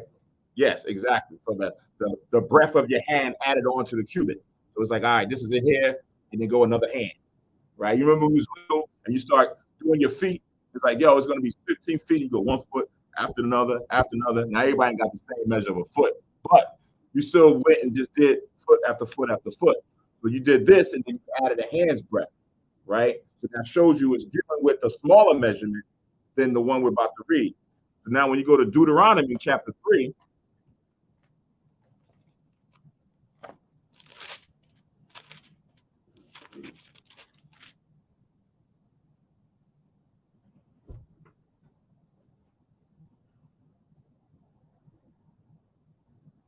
so Deuteronomy chapter 3 and 11, it says, for only Og, king of Bashan, remained of the remnant of giants. Behold, his bedstead was a bedstead of iron. It is not in Rabbah of the children of Ammon. 9 cubits was the length thereof, and 4 cubits the breadth of it, after the cubit of a man. So we're getting into now those who are the giants, right? As far as for like, you look at people from like Sudan and all of them, and they be like 7, 8, 9 feet tall. So now it's getting into the length of his bed that he slept on, right? Most of us don't like sleeping on beds where your legs and your knees and everything is hanging off the bed. You want some room to really move about. So now we even get into a twin size bed, a queen size bed, and a king size bed, right? A king size bed, you got a lot of room to roll around and do everything else as a normal man. So imagine the king size bed for this giant. For somebody who's like 9 feet tall, you got to have a nice big size bed, right? So now it measured it as a cubit of a man size. So you'll get different measurements for just a cubit. Deuteronomy 3:11. Right.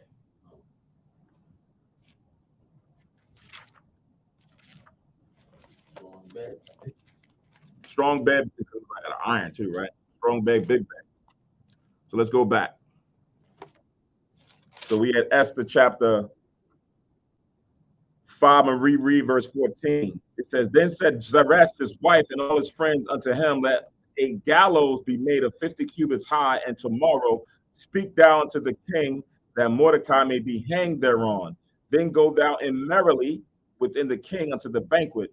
And the thing pleased Haman, and he caused the gallows to be made, right?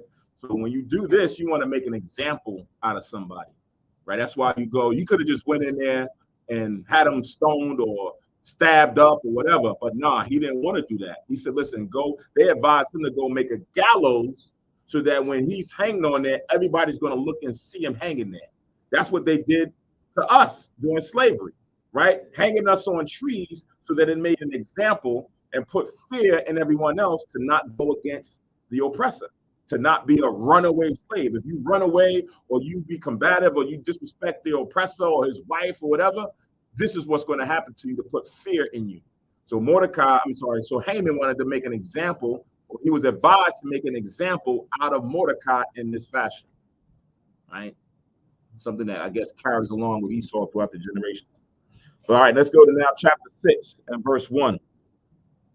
On that night could not the king sleep, and he commanded to bring the book of the records of the chronicles, and they were read before the king.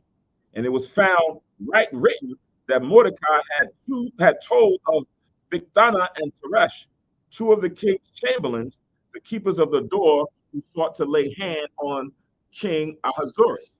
So now, just like we read earlier in Proverbs 20:24, man's goings of the Lord. So now all of this is now being orchestrated by the Most High. That is spirit on Esther to go and have these different banquets. What did it do? It put the spirit on Haman, right? To make him become proud, high-minded, thinking that he's about to be exalted on a high level.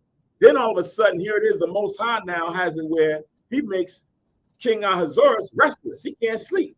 And now in his restless, he can't sleep. He's about to go read the chronicles that we read about the night before, and how Mordecai went and staged a plot to go and kill the king, right? It didn't make its way to the king, right? Probably was like, yo, that's a good job. And then it just got pressed and held for another time. This is the time, right? So they wrote it in the chronicles. He's restless, right? Can't sleep. I was dealing with this law. I was like, I can't sleep, and I don't know what it is. And you kind of like get up, and then you see something. He's like, yo, that's interesting. I would have probably never knew that I had if I'd have slept through it. Right now, I just seen something. So sometimes some things can be of the Lord, and you may not realize it. You may not know it. Right? It's like when you read the story with Samson and why he desired to have that heathen wife. And his parents was like, why you can't take one of your own women, of your own people, of your own tribe? But then it said, no, this thing was of the Lord that Samson had a desire to go and want to get with those heathen women. Right? So now deal with what was going to follow on after. So as you read, you see that there's things that's happening beyond your understanding.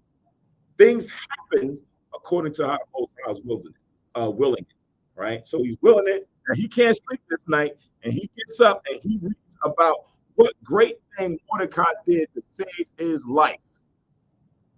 Verse 3, and the king said, what honor and dignity have been done to Mordecai for this? Then said the king's servant that ministered unto him, there is nothing done for him, right? He's like, yo, this guy just, he saved my life sometime before, and we ain't do nothing for him. We ain't give him a medal. We ain't give him a dinner. We ain't do nothing for him. Verse 4, and the king said, who is in the court? Now Haman was coming to the outward court of the king's house to speak unto the king to hang Mordecai on the gallows that he had prepared for him, right? So now at the time how everything works out, right? He couldn't sleep. Behind him not sleeping, he goes to start reading the Chronicles. That probably didn't take 5 minutes. He probably was just restless and he reading through all kind of crime. Went on for about an hour or two, right? Now here all of a sudden, here comes Haman in the court, not knowing what now just transpired with him reading about Mordecai. So he calls for anybody who out there in the court because he needs some advice now. It's Haman out there, right? It says, verse 5, and the king's servant said unto him, behold, Haman standeth in the court. And the king said, let him come in. Verse 6, so Haman came in, and the king said unto him, what shall be done unto the man whom the king delighteth to honor? Now Haman thought in his heart, to whom would the king delight to honor more than to myself, right? So now pride is going before his instruction. He's thinking that this is all set up about him, and he's trying to be subtle. He don't want to say it's him, but he's now trying to allow him to set himself up, right? And this is another good, even though it's dealing with a heathen, it's good to always be humble, right? Let's go to Matthew chapter 23. Matthew chapter 23.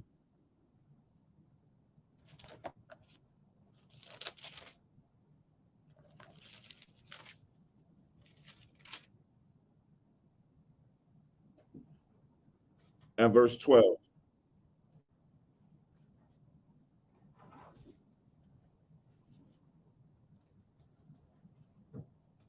Matthew chapter 22, verse 12.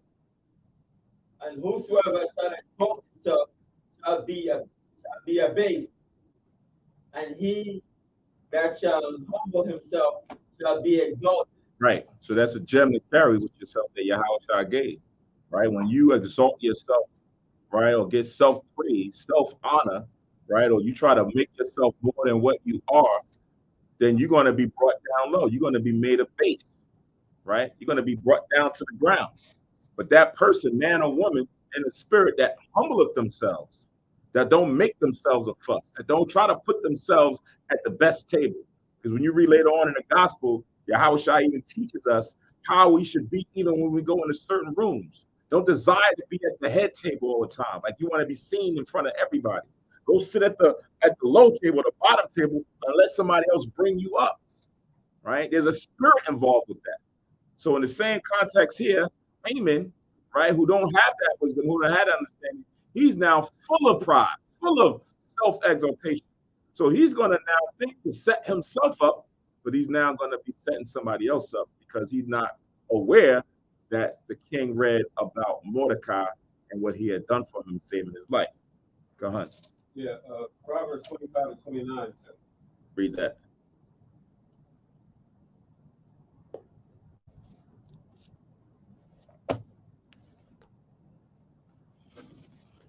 So Proverbs 25.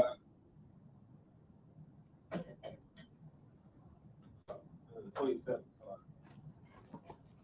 So Proverbs 29 and 27, not 29. It reads, "It is not good to eat much honey, so for men to search their own glory is not glory." Gone. All right, so let's go back. Let's finish up. Esther 6 and 7. It says, and Haman answered the king, for the man whom the king delighted to honor, let the royal apparel be brought with the king's useth to wear, and the horse that the king rideth upon, and the crown royal which is set upon his head. And let this apparel and horse be delivered to the hand of one of the king's most noble princes, that they may array the man with all whom the king delighted to honor, and bring him on horseback through the street of the city, and proclaim before him, thus shall it be done to the man whom the king delighteth to honor. So that sounds great, right? That sounds great for a person that saved their life unawares, right? And so much so that he even said, when this is done, when you bring all these things, make one of your top elected officials be the ones to put it on them. And they're going to be the king, but whoever you deem is the top, let him put it on it, because it's even going to carry more weight, right? When you got this guy of this stature, putting that on him, it just exalts him even more, right? So this was his thinking, and it sounds like a great idea if you thought it was going to happen to yourself. But it says in verse 10, then the king said unto Haman, make haste and take the apparel and the horse as thou hast said, and do even so to Mordecai the Jew that sitteth at the king's gate. Let nothing fail of all that thou hast spoken. So he was that high official that's now about to execute everything that he just laid out before King Ahasuerus to go and do to Mordecai the Jew. Right? Spirit just dropped right then and there. Right? For all that hatred and indignation that he had, now he got to go and with a shame face go before him and adorn him as now the king's second in command, right? And then prostrate him before everybody within that realm. That never happened to him, even though he was second in command to the king. He was a high official. Now this was going to be done to Mordecai, the one that he hated. Verse 11. Then took Haman the apparel and the horse, and arrayed Mordecai, and brought him on horseback through the street of the city, and proclaimed before him, thus shall it be done unto the man whom the king delighted to honor. And Mordecai came again unto the king's gate, but Haman hasted to his house mourning and having his head covered.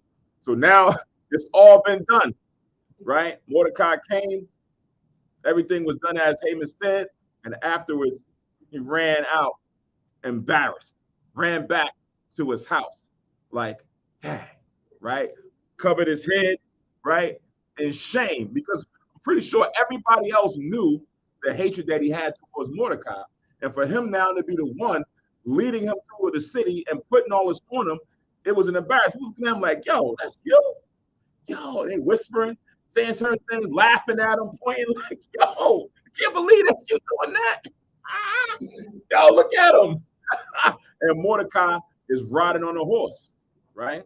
It's the flip of, I have seen servants on horses, right?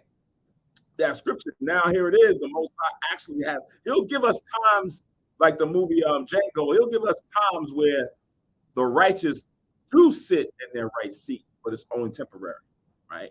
We go back because it's not fully going to come into play until we get the kingdom. But yeah, he's running away.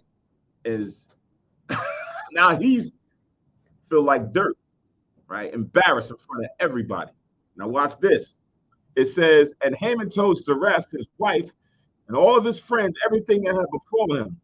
Then said his wise men and Zeresh, his wife, unto him, if Mordecai be of the seed of the Jews, before whom thou hast begun to fall, thou shalt not prevail against them, but shalt surely fall before him. Right? So he was smart. He should have took that to heart. He said, listen, I'm about to get out of Dodge. I'm about to bounce, right? Because all that he had now written in the law in that decree to have happen to the Jews, and the man who started it all, for him to be the one that the king now elevated, and you are the one that now did it. If he was smart, he'd have bounced. They told him, listen, if that's who he is, and the king did that, you can't win against this guy, man. You're gonna fall, right? But the spirit didn't even give him time for it to happen. Because as they said that, verse 14, and while they were yet talking with him, came the king's chamberlains and hasted to bring Haman unto the banquet that Esther had prepared. So now he's talking like, yo, word is born, man. You probably better, boom, the door's open. Haman, we need you. Let's go. The queen has summoned you, right? But you got to go now. Hold on, let me go grab. No, you ain't got to grab nothing. Well, let's go, right? They done hasted him out of the place to go take him to the banquet. Chapter 7, verse 1. So the king and Haman came to the banquet with Esther, the queen. And the king said again unto Esther on the second day at the banquet of wine, what is thy petition, Queen Esther? And it shall be granted thee. And what is thy request? And it shall be performed, even to the half of the kingdom. Then Esther the queen answered and said, if I have found favor in thy sight, O king, and if it please the king, let my life be given me at my petition, and my people at my request, right? So I know he's probably sitting there like, what are you talking about? Let your life be at your petition, right? So now he's probably sitting there with the screw face, like, what is he talking about? Verse 4, for we are sold, and I and my people to be destroyed, to be slain, and to perish. But if we have been sold for bond men and bond women, I had held my tongue, although the enemy could not countervail the king's damage. Then the king Ahasuerus answered and said unto Esther the queen, who is he and where is he that durst presume in his heart to do so? So who is it that they think that they can come and try to do this to my queen and her people, right? And think they can come against me, that nothing's going to happen? Point them out. Go bring them here.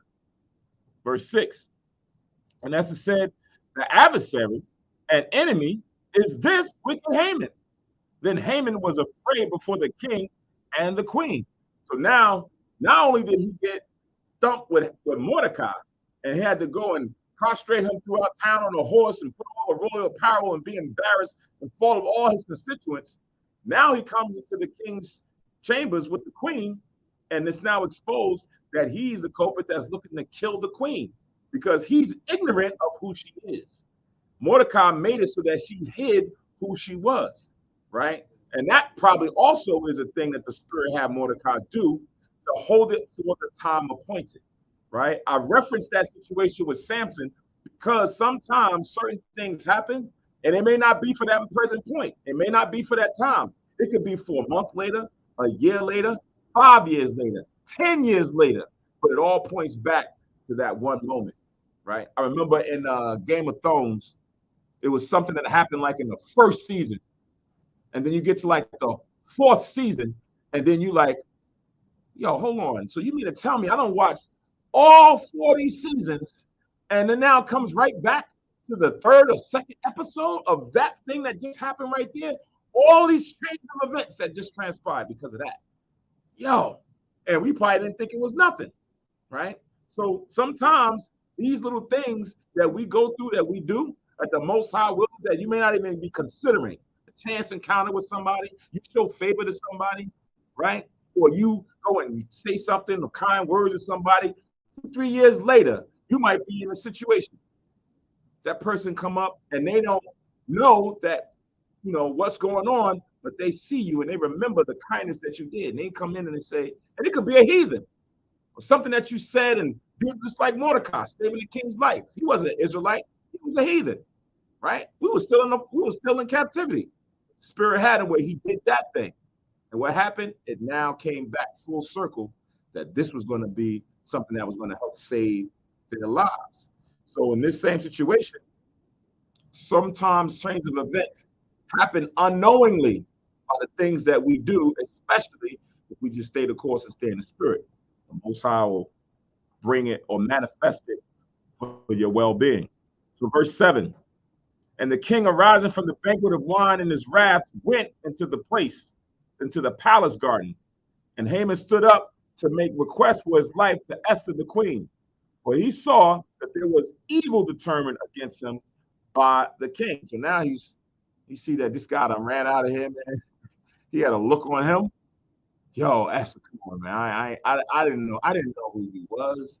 I didn't know it was like that. Please forgive me. Have mercy on me. I didn't know. So he's petitioning, right? So now he's trying to save his life. Verse 8, the king returned out of the palace garden into the palace of the banquet of wine, or the place of the banquet of wine. And Haman was fallen upon the bed whereon Esther was. Then said the king, will he force the queen also before me in the house? As the word went out of the king's mouth, they covered Haman's face, right? So he went out mad as I don't know what. He's probably pacing around like, what is going on? And he's talking to certain people. Hold on, let me go back up in here. He goes back up in there, and Haman's laid out on the bed trying to petition to Queen Esther. And he's like, yo, what the heck is this guy doing? He's trying to kill my wife up in my house. As soon as he said that, it was like, we got it. They went and put the thing right over his head and took him out. He was already jammed up. Whoever the servants was already knew that they were just waiting on the king to come back and say something. He didn't even have to say anything. He's done. Right? You remind me of, you guys remember that Chris Rock movie, Head of State? Yeah. He was running for president. He had Rock business. He was like his ex, like kind of following this rise up. Every time she would kind of pop up like a stalker, like, what you doing? They always had like this little ongoing gag in the movie where Secret Service just like Russia. Yeah. Tell me about that.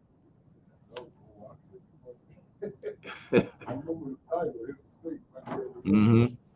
Yeah. Little comedy thing. But yeah, so now everything, all those devices, all those things that he had conspired against Mordecai, against Israel, now it's coming back on. Right? Now it's his time, his fate to get what he imagined to happen to us to happen to himself. Verse 9, and Harbonah, one of the chamberlains, said before the king, behold, also the gallows 50 cubits high, which Haman had made for Mordecai, who had spoken good for the king, standeth in the house of Haman. Then the king said, hang him thereon. So they hanged Haman on the gallows that he had prepared for Mordecai. Then was the king's wrath pacified. So Haman probably had servants go and create this gallows for Mordecai and told him who it was going to be for. And they probably was like, yo, I can't believe you're going to do that. Yo, Mordecai, good dude, man. He went out there and said, but they can't speak against Haman because of what authority he holds, for fear that they're going to get it too. So they probably just held it and didn't say anything and probably felt remorseful, whatever. But now here it is that he's the one that's being jammed up. Hey, King, he built those same gallows for Mordecai. We'll hang him up on the same thing that he wanted Mordecai to die on, right? For all to see, right? So now, again, that's a testimony for not only just Israel, even the other nations should have gotten fair warning to say, yo, when you come against him, that guy was spreading all kind of slander against us. And now look at him, hanging up there, right? Don't mess with them Jews, man. Leave them alone, right? They ain't do nothing to you. We're bothering people like that. Why they always gotta come against us, right? And they think that they're not going to get the same fate that always happens when you read throughout the scriptures. They think that the judgment of the Most High is going to slack, right? They know, right? It's not like they don't know, but they desire for it to never happen. They try to make all kind of things happen, keep us down, keep us following after worldly things and not come to the Lord according to how it's written. That's how they prolong their own kingdoms, by keeping us in a wicked bond as far as for breaking the commandments of the Lord. So I'm going to read 10 again. So they hanged Haman on the gallows that he had prepared for Mordecai. Then was the king's wrath pacified, right? So the king is cool now. Haman, who was trying to conspire to kill Mordecai and his wife, right? That guy's removed. He's done. Right? Now let's go on to the next, chapter 8, verse 1. On that day, the king Ahasuerus gave the house of Haman the Jews' enemy unto Esther the queen. Right? So it's not like just a regular 2-bedroom, 1 bath, not a 3.5 bath. We're talking about somebody who probably has an estate, right? Second in command to the king of Persia. Kahan showed you the realm of what stretched forth of how far. I think it said it went all the way to Ethiopia, all the way far east. And yeah, all the way far east was India. From Ethiopia all the way across, right? Even up further from Israel, up and beyond, that was their whole realm. So this guy ain't just going to have some 2-bedroom thing. He's going to have an estate. He's going to have a castle that's given to him, right? Now it's given to Esther to do with it what she wants. It says,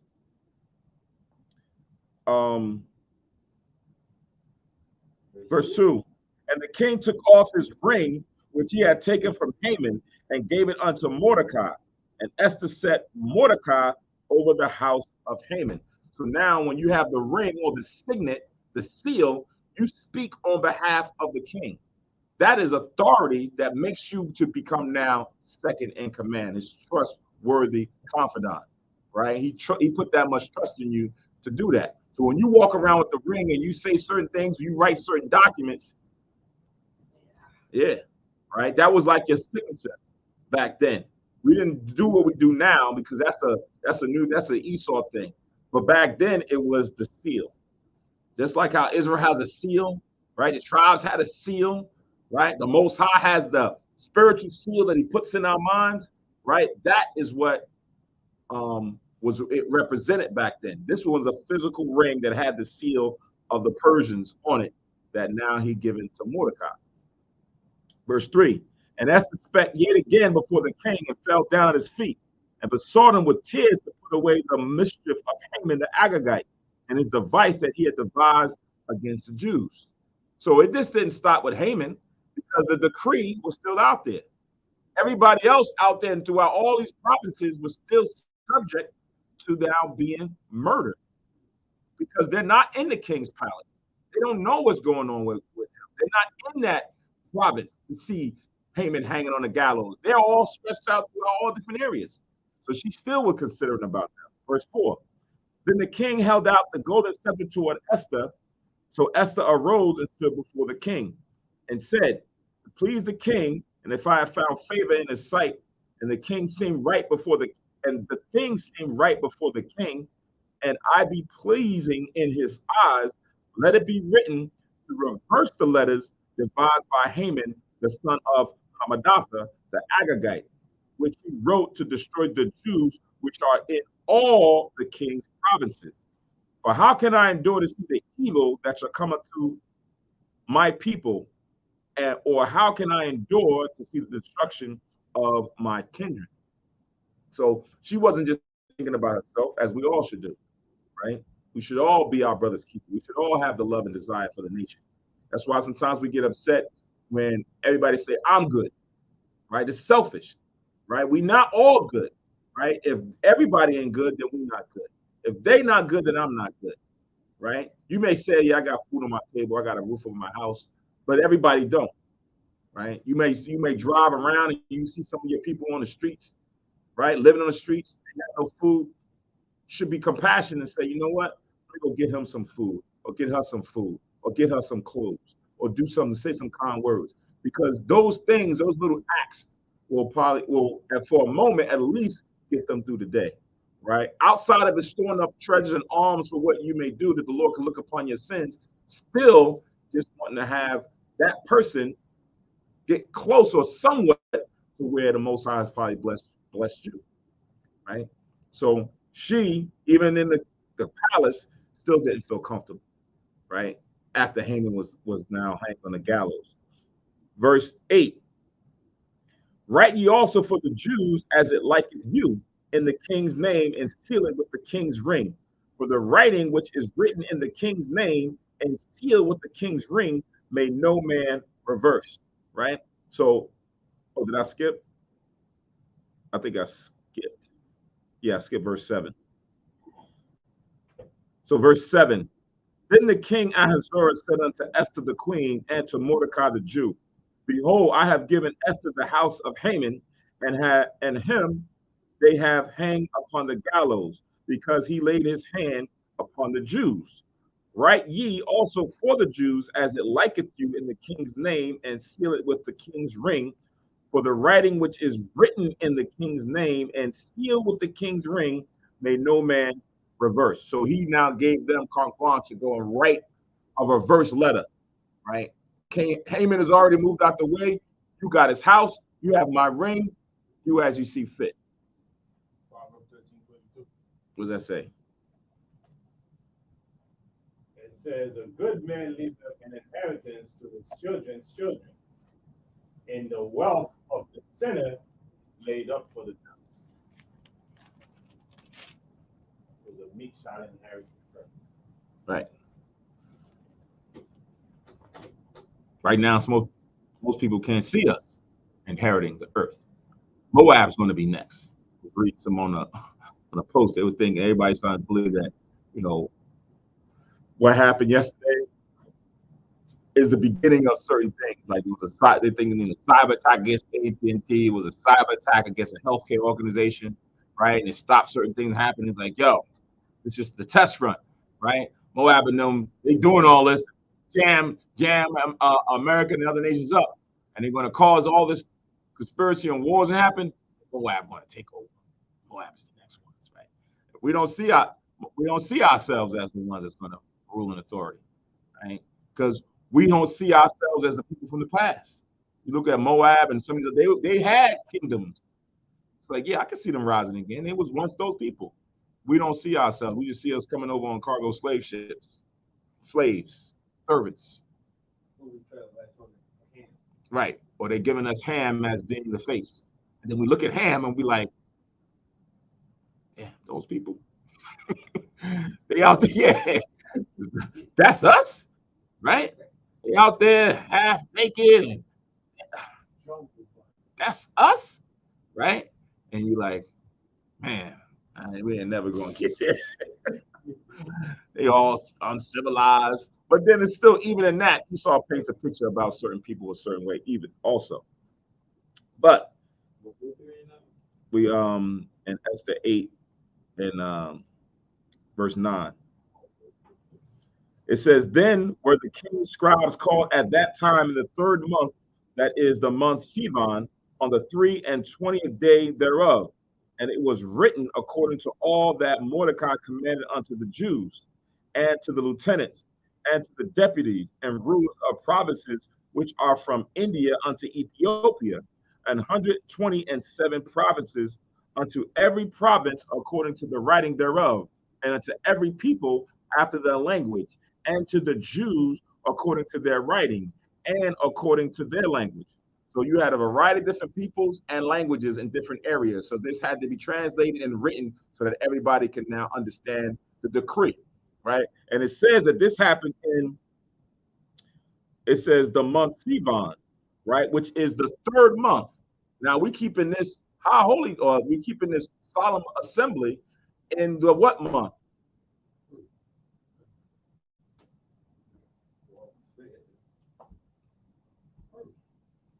If it's the first month, then we would have had what? Okay, So it's the 12th month, right? So now this decree is going out in the third month. All these months is going to transpire until you get to the 12th month, where everything is going to happen. So remembering, it's not like you got email, right? It ain't like you got, cars and people, just riding around like UPS and everything. So it took time for these people, whether they're on horseback or carriages or whatever, to get these letters out to the different provinces from Ethiopia all the way to India, right? So now the Israelites would now be made aware that they had the backing of the king, that you can defend yourself. Don't run, don't allow them to just come in and do what you want to do. No, the king made it so that you cannot go out there. Anybody that come against you, you go and take them down. But it took time for all this to get throughout the different areas. Now before that, They were going to fight anyway, weren't they? They wasn't going to just let them people slaughter them. So now when you look at it as we start to get further into the storyline, some people probably would have fought, but Queen Esther was fearful, Mordecai was fearful, so people would have probably just said, yo, we in all these provinces and all these nations is against us. They probably would have tried to flee, right? You probably would try to run to get there to get something. Now, if your back is against the wall, yeah, you're going to try to go out swinging and fight. Exactly. Against them. Yes. All the nations was trying to do please the king. Right. They would have tried to run us up. Right. Not to stand there and let them cut their head off. Right. I mean, you would have had some that would have probably went out there to try to kill them, try to rape them, try to misuse them, abuse them, right? Do all kind of things, right? When you look at war, that's what usually happens in war. When people go to war to fight, they don't all just kill everybody. Some of them, they rape the women. They don't kill the women all the time. They rape the women, steal their spoils, beat them half to death, leave them, or whatever the case may be, because they had just been given license to go do what they want to do. Now, when you look at even with the Palestinians and other people throughout the Middle East, they now know that you got a force that's coming in there with authority to now come in there and misuse and abuse you. Coming in with different types of tanks and this, that, and the third, and you standing by, and it's like you can't do nothing but probably throw rocks or set up doggone bombs and try to blow them up if you got the chance. But you at a disadvantage, right? So we was at a disadvantage prior to this coming in. So what this would do is now empower us. Maybe the Most High is now he's turning things into our favor. Because at one point the decree was this way. Now Mordecai is second in command with the help of Queen Esther, and now this decree is going out. Yo, this might turn in our favor. We read during the time of the day of Judas that he had to give them inspiration from a dream, right? Because they was a bit fearful themselves. Knowing that the Most High is still always with us, sometimes you become fearful where you may not want to go out there and fight. You may just be too afraid and you might want to run. So sometimes you need a little bit of inspiration. You need something to get you to want to stand up for yourself as a collective. But I was going to say the first inspiration that she got is kind of like when Jacob did. He had power, he called it power with God, like with the angel. So when she presented herself, in her mind, I'm done, right? Because the Lord, he went against the king to present herself, right, for the king, but he prevailed with the king. That means he prevailed with man, right? That and then that's it, right? Kind of like prior to with the angel, kind of like. And also, I see the aspect where if you he that I think Matthew 10:26, he that loses life, I'll find it. That's pretty much another. It's kind of like everything that we do when we keep the law and fighting. It's always the same method. Like it might have a slight twist, but it's always the same method and never fails. Okay. But giving up, you get off. Yeah. And Yahweh shall ultimately, show it, again, lay down his life and he got everything. All right, we have verse 10 now, chapter 8. It says, and he wrote in the king Ahasuerus' name and sealed it with the king's ring and sent letters by post on horseback and riders on mules and camels and young dromedaries. So that's how the letters went out. You got some on horses, but some of them on mules. Things only going about like 5 miles an hour, right? Then you got camels. Camels can, move a bit, right? But you ain't making that much haste when you're riding on horseback. You got to stop. They got to drink water. You got to eat. You got to rest. So that's why you got to allow time for all these things to reach these different provinces. Verse 11. Gun. Unfinished business with the mules.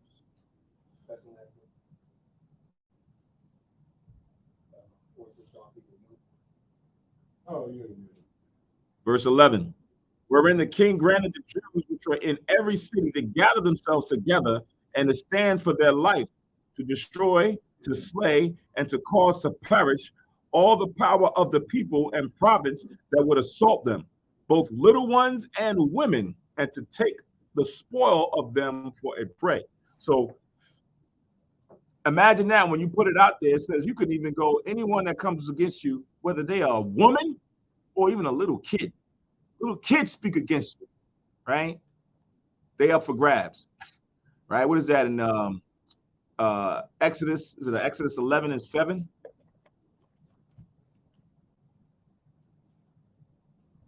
I think it's 11 and 7. Con. So yeah, Exodus 11 and 7. It says, but against any of the children of Israel shall not a dog move his tongue against man or beast, that ye may know how the Lord doth put a difference between the Egyptians and Israel, right? So we know figuratively the dog is the other nations. So let nobody speak against them. But now when you put it in perspective, it's the same thing here, that anyone who would come against us or try to assault us, I don't care if it's a man, if it's a woman, if it's a little kid, they up for grabs that you can go and destroy, slay, or cause them to perish. Meaning that you now can put capital punishment against anybody. You could take the law in your own hands. You ain't got to wait for the judge to come. Like when you're reading the Gospels with the Romans, you had to go to the Romans in order to get someone to commit or to do capital punishment for a crime or for an injustice. You could do this yourself. Street justice, right? This cat call me out my name. Finish him, right? It's a cat that tried to steal my such and such. He didn't get the memo. Yo, let's get him, right? And they thinking, nah, hold on. I thought, no, it was an update. The king put out a new decree that we can all now come and get you, right? So it says in verse 12, upon one day in all the provinces of King Ahasuerus, namely upon the 13th day of the 12th month, which is in the month Adar, right? So we're going to hold here and now go back to the Apocrypha to go into the depths of the letter that Ahasuerus gave Mordecai the leeway to write. So this is Esther chapter 16 on page 57. So Esther chapter 16, we're in verse 1 now. It says, the great king Artaxerxes unto the princes and governors of 127 provinces from India unto Ethiopia, and unto all our faithful subjects, greeting. Many, the more often they are honored with the great bounty of their gracious princes, the more proud they are waxen, and endeavor to hurt not our subjects only, but not being able to bear abundance, do take in hand to practice also against those that do them good, right? So he's now going into depth in a political way of thinking as written by King Ahasuerus / Artaxerxes, that he's speaking about those who rise up in the realm who try to take matters in their own hands wickedly. Verse 4, and take not only thankfulness away from among men, but also lifted up with the glorious words of lewd persons that were never good. They think to escape the justice of God that seeth all things and hateth evil. Oftentimes also fair speech of those that are put in trust to manage their friends' affairs have caused many that are in authority to be partakers of innocent blood and have enwrapped them in remediless calamities. So this is how like politics is. This is how different, different areas throughout the country or even the world, when you got people in high authority, they get overcome with their authority and they begin to abuse their power. Then they begin to rob the people and to cover up for some of their wrongdoings. Some people got to be a casualty, right? That's what he's going into here. But it's the same thing that even happens today, right? A lot of misuse of power and authority that happens, and then it now causes those who are innocent to fall victim to their wares, right? It says in verse 6, beguiling with the falsehood and deceit of their lewd disposition, the innocency and goodness of princes. Now you may see this, as we have declared, not so much by ancient histories as we may, if you search what have been wickedly done of late, the pestilent behavior of them that are unworthily placed in authority. So I could go back in history, but I didn't got to go back far. It's been happening right here, right now, right? And we must take care for the time to come that our kingdom may be quiet and peaceable for all men, both by changing our purposes and always judging things that are evident with more equal proceeding. For Haman, a Macedonian, the son of Amadatha, being indeed a stranger from the Persian blood and far distant from our goodness, and a stranger received of us. So now it's going into Haman, his genealogy, where he comes from, a Macedonian, which descends from Esau, right? He was a stranger from the Persians. So now it seems like it's almost maybe a conspiracy of what Haman was really there to do, right? He got close to the king and he wanted to do certain things. So the way in which Mordecai is writing his letter is to show what type person he was or what type person they are, right? Because it's bringing up his history as a Macedonian. Now, if you know the scriptures, if you understand the history, who are the ones that took down the Persians? The Greeks, right? And the key person that was involved was who? Who was the key king that was honored for taking down the Persians? Alexander the Greek. But then it speaks about his father being what? A Macedonian, Philip the Macedonian, right? So now when you start looking at the genealogies, I think somebody was questioning about who Esau is and everything else. The scriptures leave breadcrumbs, right? Because Haman, just like Alexander, right, are of the same bloodline. They have the same genealogy, right? These are Macedonians and Greeks that now come out of who? Esau, out of Edom. So you just chase the breadcrumbs and you can see who is who. So it's just not a book of good sayings. It gives good history if you put precept with precept. So he's doing this purposely to bring up about Haman because there was probably something underlying with him because they were going to be the next rulers. It says, verse 11, had so far obtained the favor that we show toward every nation as that he was called our father and was continually honored of all men as the next person unto the king.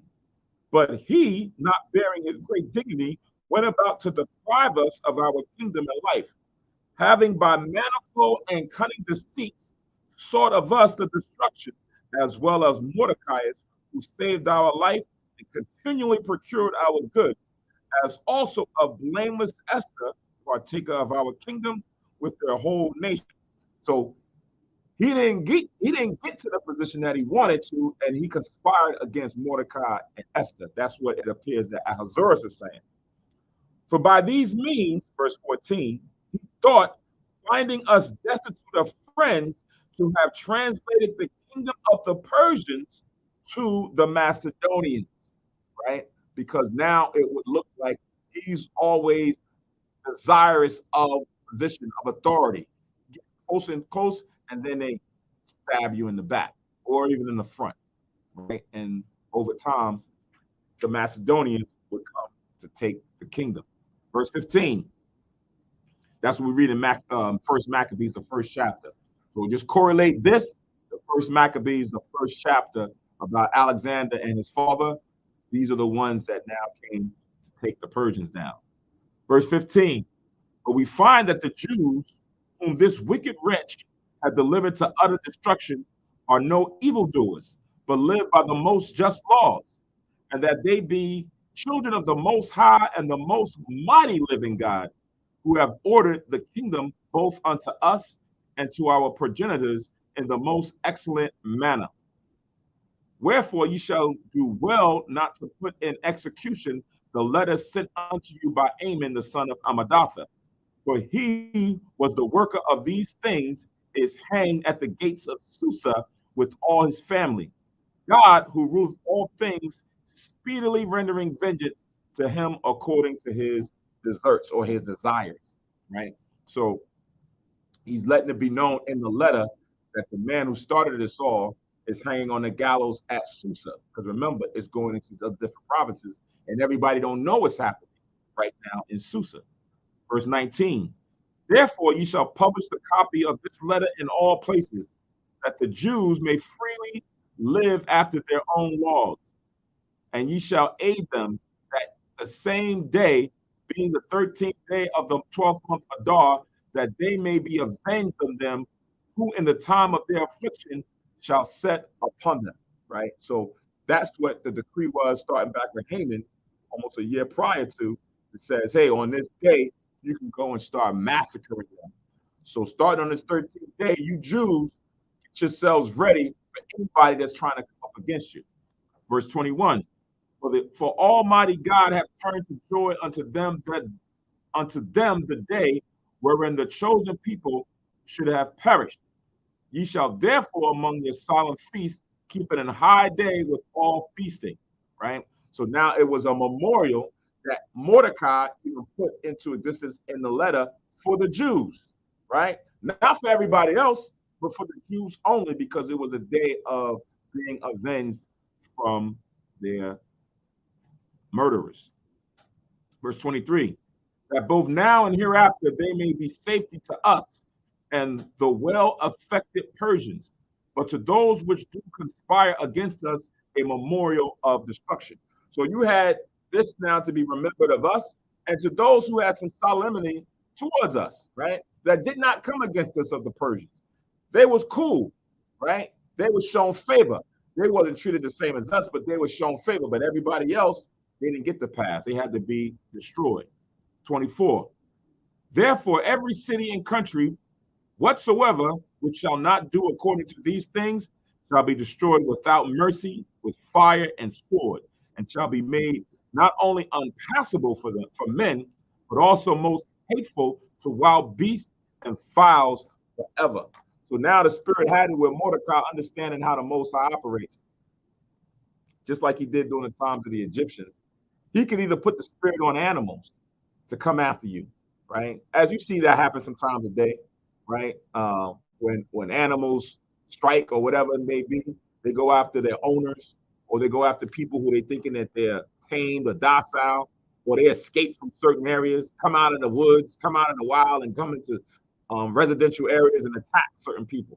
The Most High can even have wild beasts be your enemy, as he can do pestilence, as he can do the elements, right? You can do a lot of things, but in this, the Spirit had it where Mordecai wrote this letter that this would follow them, right? These things might follow you even throughout your generations as a judgment for what now they have tried to put upon us at this time. All right. So this is the letter now that was written by Mordecai under the name of the king. So now let's go back to the Bible, 66 books, Esther chapter 8, and we have verse 13.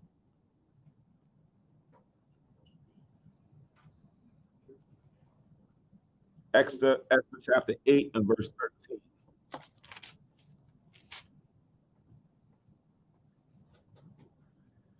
It says, the copy of the writing for a commandment to be given in every province was published unto all people, and that the Jews should be ready against the day to avenge themselves on their enemies. So this is like what we read before when we went into the prayers of Esther and Mordecai. Then you go into the Apocrypha and you see that there was a little bit more detail about their prayers. So it's the same thing here. We went into the Apocrypha and it shows you the detail of what the letter was.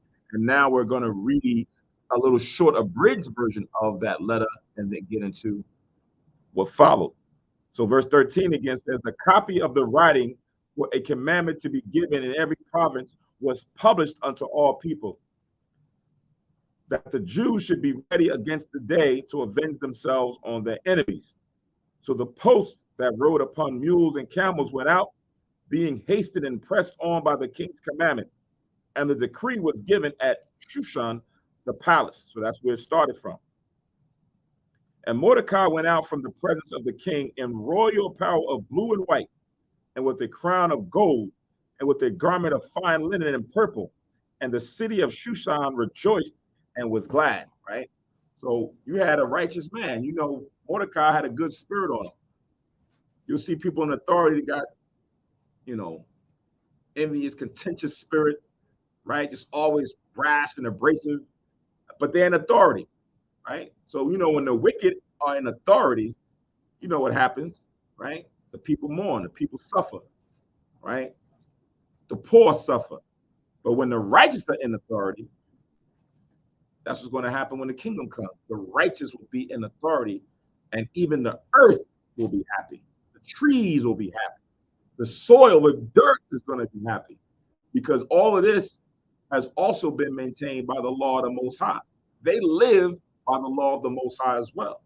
So everything is going to be in perfect harmony when we get back into authority. But now here it is that we get a glimpse of righteous men and women in authority for temporary time periods. Verse 16.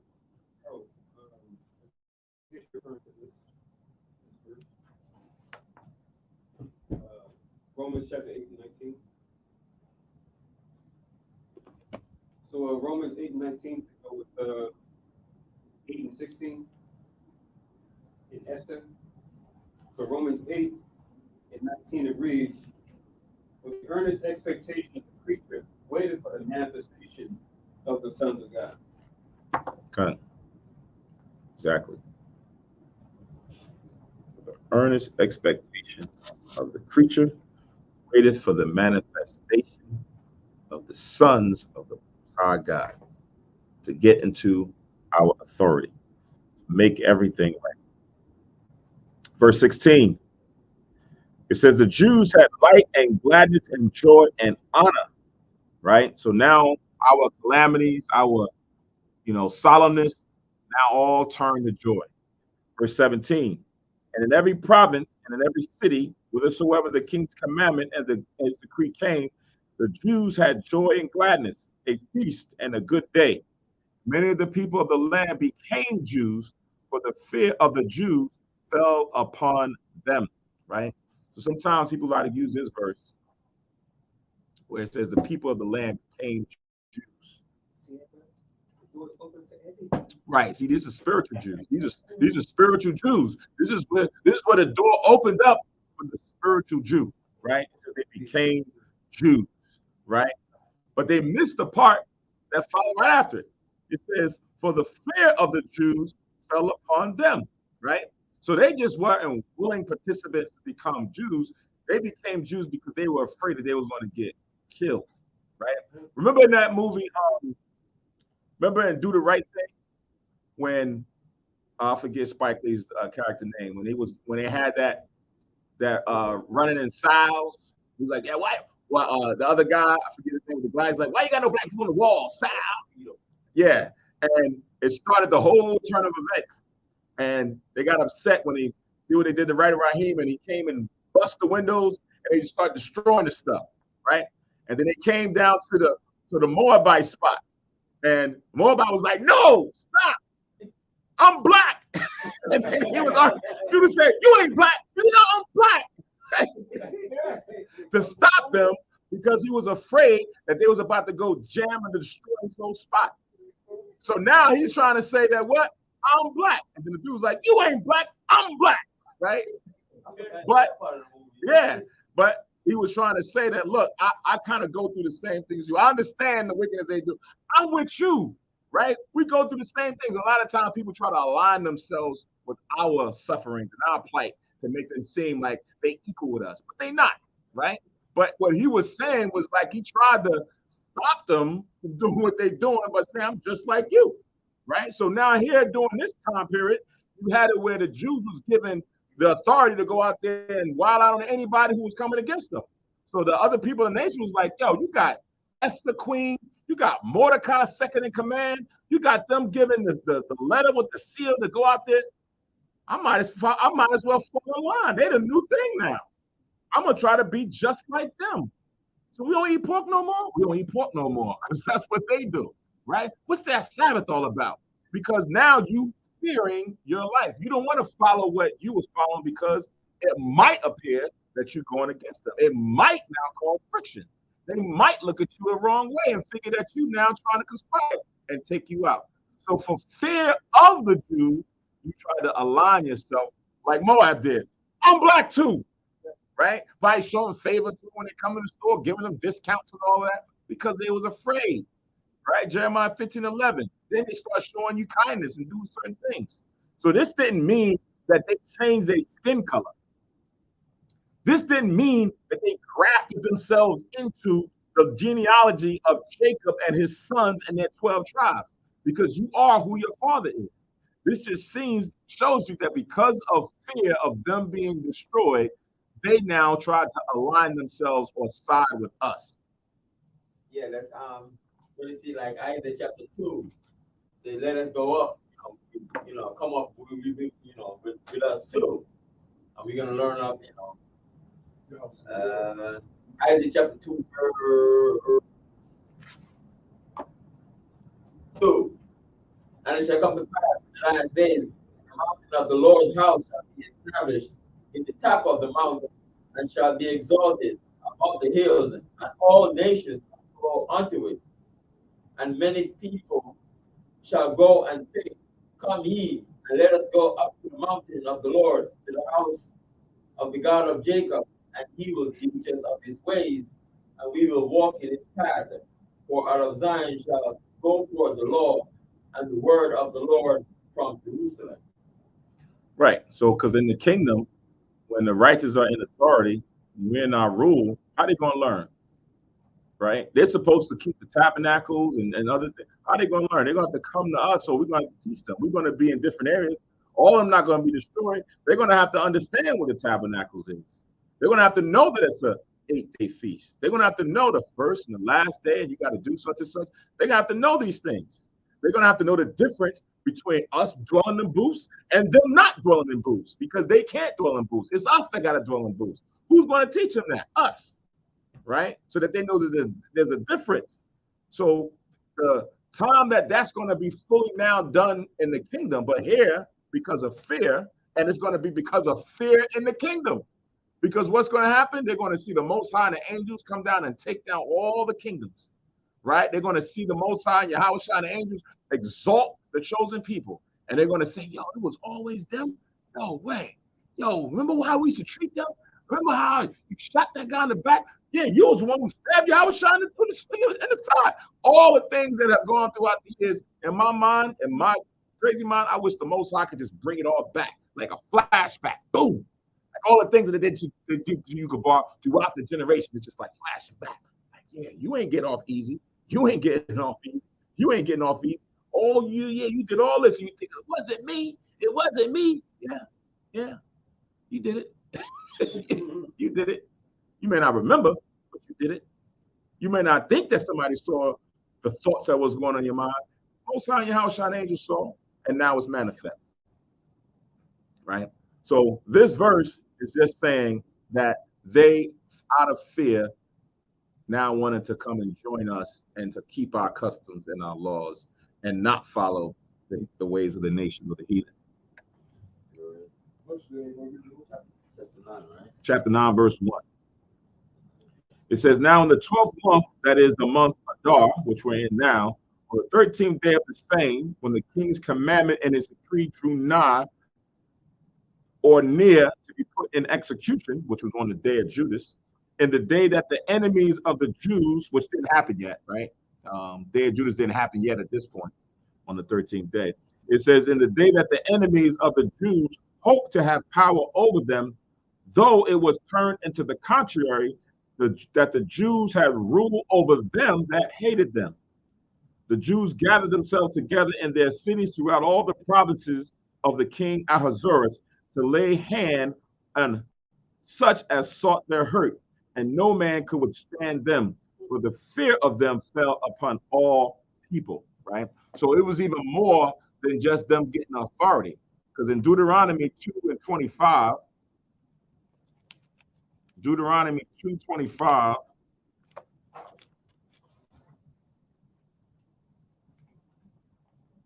Right.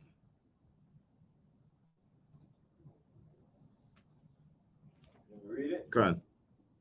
Deuteronomy chapter 2, verse 25.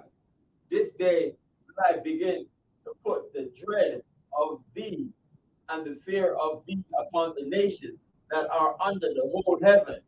Who shall hear report of thee and shall tremble and be in anguish because of thee? Right. So the Lord not only can give you the might and the will to go fight against other nations, but then he can go and change their heart that they are fearful of you even before you get there, even before you come, right? The fear and anguish of you. So that's the same thing that we're reading here in Esther 9 and 2. So now we're in Esther 9 and 3. It says, and all the rulers of the provinces and the lieutenants and the deputies and the officers of the king helped the Jews because the fear of Mordecai fell upon them. So now you just not only have the letters that went out saying that you can go fight for yourself, but now you had the backing of all the top officials who had probably different armed men or different people with them to carry out the king's business. So now you had that backing as well. Verse 4. For Mordecai was great in the king's house, and his fame went out throughout all the provinces. For this man Mordecai waxed greater and greater, right? So as time went on, his name began to just spread. His fame began to grow as being a good man, a righteous man, right? Not someone who was just abusing his authority, but someone who put equity into the realm. And people began to adore him more and more, right? It says in 5, thus the Jews smote all their enemies with the stroke of the sword, and slaughter and destruction, and did what they would unto those that hated them. And in Shushan, the palace, the Jews slew and destroyed 500 men. So even in the place where the king and the queen and Mordecai dwelt in that province in Shushan, they was taking out men there too. You would think that they would know better. They seen Haman hanging on the gallows, right? They right there. They seeing Mordecai being prostrated throughout the streets, and they still wanted to come against him. They still tried to go and take him out, right? That shows you how much hate sometimes certain people have for them, right? Although Haman was dead, he's still going out. Haman hanging on the gallows. They seen that. Now over time, they still thinking that. And he just didn't have the right idea. We got the better idea, right? We're going to conspire differently what he did, right? It says in verse 7, and Parshandatha and Dalphon and Aspatha and Poratha and Adalia and Aradatha and Parshatha and Arasai and Aradai and Vajazatha, the 10 sons of Haman, the son of Hamadatha, the enemy of the Jews, slew they, but on the spoil lay not their hand. So not only did Haman get it, his sons got it too, right? His sons got it too. And most likely they were a chip off the old block.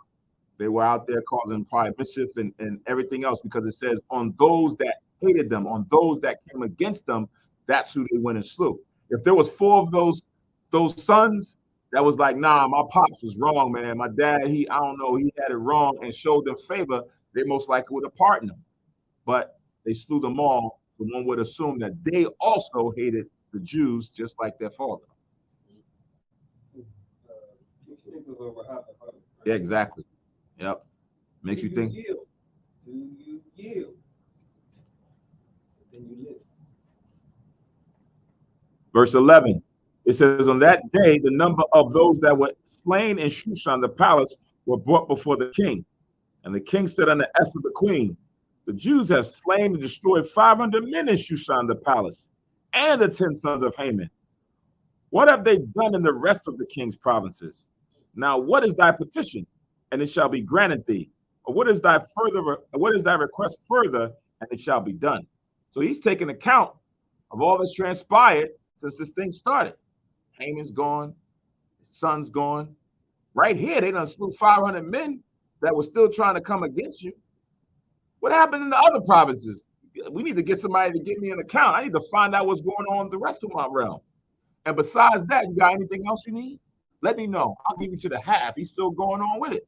right? The Lord put that spirit on him where he showed favor to Esther and Mordecai more and more, right? 13. Then said Esther, if it please the king, let it be granted to the Jews which are in Shushan to do tomorrow also according unto this day's decree, and let Haman's 10 sons be hanged upon the gallows. So Esther a real one. Esther a real one, right? She like, look, 500 probably should have been 1,000, right? Matter of fact, can we get his sons? I don't know where they got them. Can we get his sons and also put them up on the gallows? Matter of fact, I don't think we're done. Can we do this tomorrow also? Right? This is vengeance. This is all that hatred that she had when she was in the palace. She didn't want to put on the clothes. She's taking it out now. She's getting her just due. Right? Imagine all of the stain and things that she has seen throughout the time that she's been queen that was going on with her people. Right? Feeling remorse of what was happening to her people, and she could not say much. She could not act upon it because it would have now blown the cover of who she was living in that palace. It probably wouldn't have been a good thing. But the Lord put the spirit on Ahasuerus. Now it didn't matter. Verse 15. For the Jews that were in Shushan gathered themselves together on the 14th day also of the month of Adar, and slew 300 men at Shushan. But on the prey, they laid not their hands. So they didn't take their spoils. They didn't take their possessions. They just went out and slew those men. Right? They were just getting their vengeance out on those who had conspired to come against them. But the other Jews that were in the king's provinces gathered themselves together and stood for their lives, and had rest from their enemies, and slew of their foes 75,000. But they laid not their hands on the prey. And on the 13th day of the month of Adar, and on the 14th day of the same rested day, and made it a day of feasting and gladness. But the Jews that were at Shushan assembled together on the 13th day thereof, and on the 14th day thereof, and on the 15th day thereof, the same day rested, and made it a day of feasting and gladness. Right? So you had different Jews that was in different provinces, different areas that did different things. But here at Shushan, they did it on 3 days, 13th, 14th, and 15th. They rested and had days of gladness and feasting. Verse 19. Therefore, the Jews of the villages that dwelt in the unwalled towns made the 14th day of the month Adar a day of gladness and feasting, and a good day of sending portions one to another. Right? So now they made it a tradition that on the 14th day, not only are we going to have it a day of gladness and feasting, but we also going to send portions or gifts or certain things one to another throughout our different provinces. So this is where we get the tradition when folks speak about, oh, we don't keep man-made holidays. We don't keep Christmas and Thanksgiving and this and that. The Most High has it that throughout the history, we now have our holy days and solemn assemblies where we have our own tradition that means something, right? When you go into the depths of these so-called holidays that we celebrate today, they have pagan backgrounds and witchcraft and different sacrifices that are associated that you don't know that you're doing. But now when you look at this one, you say, oh man, now it makes even more valid that we're doing some of these things on our days. We give certain gifts and certain portions or do good things for certain people on these days because it now follows tradition of what we saw they did back then. 20. And Mordecai wrote these things and sent letters unto all the Jews that were in all the provinces of the king Ahasuerus, both nigh and far, to establish this among them that they should keep the 14th day of the month Adar and the 15th day of the same yearly. So before it was kind of like sporadic. They doing it on the 13th and the 14th. They doing it on the 13th, 14th, 15th. This over here doing. They said, you know what? Let's clean this up. Now I'm going to write a letter. And we're going to keep it on the 14th and the 15th day every year. 22. As the days wherein the Jews rested from their enemies, and the month which was turned unto them from sorrow to joy, and from mourning into a good day, that they should make them days of feasting and joy, and of sending portions one to another and gifts to the poor, right? So when we get into gift giving, right, sending portions one to another, whether it's, solemnities, good words, or what have you, then you also went out and looked out for the poor, to bring them up, right? To give them, some good cheer or something to be happy about. So it was in the spirit last night that I heard when the brother who we met about a month or two back, right? Homeless brother came by school. What did we do? Others gave him some food, right? On the days of Purim, looking out for the poor of our people. So these are the things that you keep in mind, not always just about us just doing certain things, but you also got to think about and consider the poor. Go out there and do something good for somebody else. They may not fully understand it, right? But still it's something good to help and uplift and build the nation. We need more kindness one to another instead of the selfishness that we see happen, proliferated not just here in America, but throughout the earth, right? We need to be the ones to change that vibration. So it says in verse 23, and the Jews undertook to do as they had begun, and as Mordecai had written unto them, because Haman the son of Hammedatha the Agagite, the enemy of all the Jews, had devised against the Jews to destroy them, and had cast Pur, that is the lot, to consume them and to destroy them, right? So that's the meaning behind Purim or Purwarium, which means lots, right? Like doing chants, like people drawing straws on how they want to, who's going to get certain things or who's going to now be the one that's delegated to do certain things. You cast a pur or a lot. Verse 25. But when Esther came before the king, he commanded by letters that his wicked device, which he devised against the Jews, should return upon his own head, and that he and his sons should be hanged on the gallows.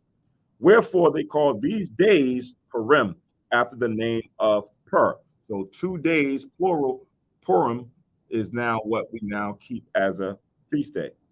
Therefore, for all the words of this letter and of that which they had seen concerning this matter, and which had come unto them, the Jews ordained and took upon them and upon their seed and upon all such as joined themselves unto them, so as it should not fail that they would keep those 2 days according to their writing and according to their appointed time every year. And that these days should be remembered and kept throughout every generation, every family, every province, and every city, and that these days of Purim should not fail from among the Jews, nor the memorial of them from their seed, right? So these was oaths, these was agreements that we made as a nation, right? That wherever we at, during whatever time period, right? That we would keep this going on from generation to generation throughout every family, wherever you're dwelling, that the days of Purim should not fail from us remembering and honoring and keeping this in our history, reading it, and then having a feast. That will come up. Oh, no, as they reading again, no more of them perish from their seed. Okay. Right. The memorial. So what it's saying is, we don't want to now not keep it, and then all of a sudden you forget about it, right? That's what usually happens. When you don't keep the tradition, when you don't go into the history, you forget about it. So this is where sometimes the people say, oh, we don't need to keep these holy days. We don't need to keep these memorials, right? If we don't keep it as a nation over time, you're going to forget about it, right? That's just like in Tulsa, Oklahoma, they did the interviews, and the people that was living there didn't even know about Black Wall Street. Why? Because it wasn't being taught, right? It was kept out of schools because they wanted to be forgotten what they had done. Now it's coming back, and people are now reading about the history, and they're like, wow, that's it, that's deep. So we did have a Wall Street of our own. So now you don't want to erase history, right? That's just certain things of late, but all these things needed to be kept to keep the tradition and the memory of our forefathers alive and the tradition carrying on. Verse 29. Then Esther the queen, the daughter of Abihail, and Mordecai the Jew, wrote with all authority to confirm this second letter of Purim, And he sent the letters unto all the Jews to the 127 provinces of the kingdom of Ahasuerus within the words of peace and truth. So the first letter was sent out that they did with the seal to make sure that all the Jews can now go and defend themselves. And those governors, lieutenants, captains, whoever, also helped them, back them. And they was able to go fight against their enemies. Then it was sent to the Jews the second time, the second letter, to make it a memorial that they, throughout all these provinces, kept it as a tradition, kept it as a day, 2 days actually, that we kept forever. Verse 31. To confirm these days of Purim in their times appointed, according as Mordecai the Jew and Esther the queen had enjoined them, and as they had decreed for themselves and for their seed the matter of the fastings and their cry. So in the beginnings, we found out that we was going to be potentially destroyed. We fasted, prayed, cried to the Most High, and the Most High delivered us as he does from time to time, or has done from time to time, and sent us saviors, right? Sent us saviors. Yahweh Shai is the savior, but the Most High has sent us saviors throughout different time periods. Kind of like Matthew 18 to 20. Whatever is bound on earth shall be bound in heaven. Mm-hmm. This is one of the Gun. Exactly. What was that precept again? It's Matthew 18, verse 18 to 20. Right. So when two more gathered, Yahweh Shai said there's in the midst. And then what we bound on earth, what we make an agreement on, what we decree, is also bound in the heaven. So verse 32, it says, and the decree of Esther confirmed these matters of Purim, and it was written in the book, right? So it's in the Chronicles. So now what's interesting about this is because Mordecai and Esther were, high, she the queen, Mordecai second in command in the Persian Empire. So of course, as it says, it's written in the book. Not only is it written in our records, but guess what? It'll also be in their records, right? They have this record as well in this account. Subsequently, it doesn't go, we don't read in the scriptures about the death of Esther and Mordecai. But what is being said, I don't know if it's true, but when you go out and Google, you'll look online, they'll say that Esther and Mordecai's tomb is in Iran, right? They got a building, Google, they got a building, or I don't know what it's called. And inside there is supposed to be both tombs or caskets or whatever they got over draped with certain coverings. And that's supposed to be where they're buried after they died from that time period in that empire. Whether that's actually true or not, can't physically confirm it. But the plausibility is because they were queen and second in command during that time period, and they probably died. And they were highly valued, right? They were people of renown at that time, right? So who's to know? Maybe, Esther could have probably said afterwards, I'm about to go home, I'm leaving. Hey, you giving me all these petitions, let me go, right? I don't know. We don't know that. But this is what they're saying is going on there in Iran. And then there were certain contentions about people who went and destroyed some of the Persians during that time period that we're reading about here in Purim. Why would you allow a memorial or a resting place for them to be here in Iran? That should be gone. Get them out of here, destroy the place. That's what they said over time that they had tried to do to what's supposed to be there. But sometimes in my mind, I'm always a conspiracy theorist, such as like Cush with the Ark of the Covenant. That's a little bit very extreme because we know we got scriptures to speak against that, but there are no scriptures giving the last resting place of Esther and Mordecai. But they might have it in their Chronicles. They might have it in the Chronicles. Yeah. The thing is, usually we know the laws of man is pretty much all throughout ages they copy off each other, and it's the same, it's the same model that they use, right?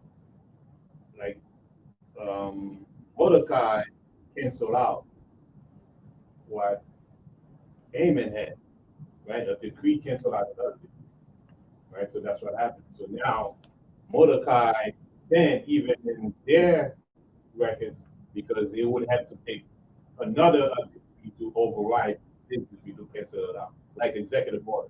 Like if the president write an executive order, one want to, disannul it, he would have to write another executive order when he's in power. So I don't think that has been done. So that's why it might still be in there, Chronicle, unless another king come in and then say, you know what, we're gonna cancel that out and we're gonna write another decree to override it. Just like the Mordecai to override Haman for what he wrote.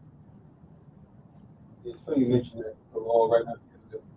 Um, according to some, it says that we did a martial law Reagan,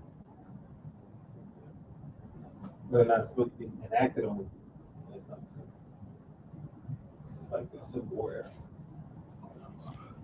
So this is supposed to be the place. They have it as a place to go and visit there in Iran. And one of the captions is visiting one of the most respected Jewish pilgrimage sites in Iran. The brick dome structure is erected on two graves believed to be the graves of Esther, the Jewish queen of Persia, and her uncle Mordecai, who passed away in the ancient era. So they got time, but you can go visit, probably charge you to go in there and see um, what it looks like. And then I think inside it it's supposed to be this here. I can see they keep it. So this is what's supposed to be on the inside.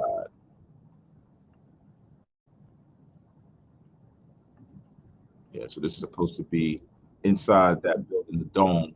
And one of this is supposed to be Mordecai, and the other is supposed to be Esther. And this was in this article, yeah, it was from 2020, where it stated that I think I seen this years ago prior to. I don't know if it's true. Every now and again, you get people who oppose, this being there as it's like a slap in the face because, you know, these were people who came against the Persian people. Why would we allow, this tomb to still be present here in Iran? Especially in the state of the world, thinking that those people that's bombing them Exactly. is Jews. Who's to say that those people were Persian who Esther and Mordecai killed? Those different nations Correct. was Jews. Correct. So the Persians was cool. Who said the Persian cool? They was cool with us. Especially after the king told after he gave us that favor. Who say all the Persians cool with us? Oh, okay. I'm saying it should have been enough to keep the tomb. So especially after that, Esther don't. Oh, you speaking after the fact. You speaking about after the fact. After the fact, like after all of this happened, like this first year, when they killed 500 on one day, and I think it was 300 right there in Shushan, right there in that area. You would have thought that they would have known better, but you still have people that came up against them there. So imagine in other areas, they started going by the thousands when you start getting outside of Shushan. But still, for them, at that time, even if that's like saying if you're an Israelite and then you had a Hamite who, probably showed you favor, whatever. Would we say, hey, we're going to keep this Hamite's memorial, his tomb, right there in Jerusalem, right? In the place that's supposed to be the holy city, we're going to make a memorial of a Hamite or these Hamites. We're going to say, heck no. Go bury them way out there in the wilderness somewhere. We ain't going to have that right here. That's like when Solomon made the temple. He was like, yo, my wife, she Egyptian, she got to go have a house over there. she can't even be over here. This is too holy. We ain't gonna have that right here. Nah, she gotta go over there, right? We wouldn't do that. So they probably have some disdain. If it's true, they will probably have some disdain as to not wanting to have them highly. And then you got Amalek that's over there thinking that that's them, right? And they going in there and giving homage. So that makes it even worse. To Paqua's point, you got what's going on right now in the Middle East, and then you got Amalek going in there saying, "Hey, we want to come and see our ancestors," and they're looking at them like, "Yo, these are the same guys that's doing all. Why we got this stuff up in here? Get rid of this, man. Don't let them come up and continuing coming up in here because they changed the face, right? They now think that that's them and it's not really them if that's them that's in there. Then they might have pictures on the tomb showing them that Esther Mordecai was black. Could be, right? Yeah, right. Just like on the Moabite stone, they have their history and they have those writing in it, coincide with the scripture. Con. Exactly. All right, let's finish up. We got a little too much. In a modern organization, companies, countries, they keep handling people election. Con. I mean, hey, the king went and read the Chronicles about Mordecai, so that record is still kept somewhere, right? That record is still kept there somewhere. And then amongst other things, right? Because we only read about what's important, what's pertinent to the storyline. There's probably some other things that's in their chronicles or in their ledgers about us being there that where you probably read it and be like, yo, that's very distinctive as to who the real people are. Or that right there correlates that can't be those people who they're saying that they be because they wasn't even there, right? How could that be them when they wasn't even around during that period of time? Well, they were almost out there. Was that archaeologists? I'm speaking in general. Archaeologists, they like to dig and search. Mm-hmm. And they find out these things. Like something is wrong. Yeah, we'll be finding artifacts here and there and so on and so forth. And you start connecting the dots, right? You start pulling information from here, looking at the archaeology, start looking at the drawings on the walls, start looking at time periods, and then you start putting it together. And it's like, yeah, something ain't right here. And she might have put it in the decree to have her body moved, just like what's his name? Joseph. She might put in the decree to have her body moved to the holy. It's funny, I haven't read it in so long, but I had to go through my notes. Because I had some similar records, but it was for Ezekiel, and it was Iraq. He was in Babylon, Mm-hmm. couple centuries before this, right? Centuries before this. I think we're doing record. They said there's a great type priest in Babylon. Well, now it's Right. Ancient Babylon. All right, let's get to chapter 10, and then we're going to jump back into the Apocrypha in the first chapter. So this is Esther chapter 10 and verse 1. Pardon me. It said, and the king Ahasuerus laid a tribute upon the land and upon the isles of the sea, and all the acts of his power and of his might, and the declaration of the greatness of Mordecai, whereunto the king advanced him, are they not written in the book of the chronicles of the kings of Media and Persia, right? So to go to what we're saying, it's just not in the chronicles, like you see First and Second Chronicles, or First and Second Kings, or you read through the prophets, and then you'll have certain historical references. It's in their records as well. So if you went and did some studies, you went and either, so it was advantageous. I don't know if you can go there like that, but if you were advantageous to go and search out, go there to their libraries and their records and see about this time period when he ruled, what was going on, you'll read the correlation of these same accounts. Verse 3, for Mordecai the Jew was next unto the king Ahasuerus, and great among the Jews, and accepted of the multitude of his brethren, seeking the wealth of his people and speaking peace to all his seed, right? So while he was there, you know how when Obama got there, they thought, oh, he's us, he's like us, he's for the people, right? He's going to go out there and seek the wealth of us, and he didn't do that. Mordecai sought the wealth of his people.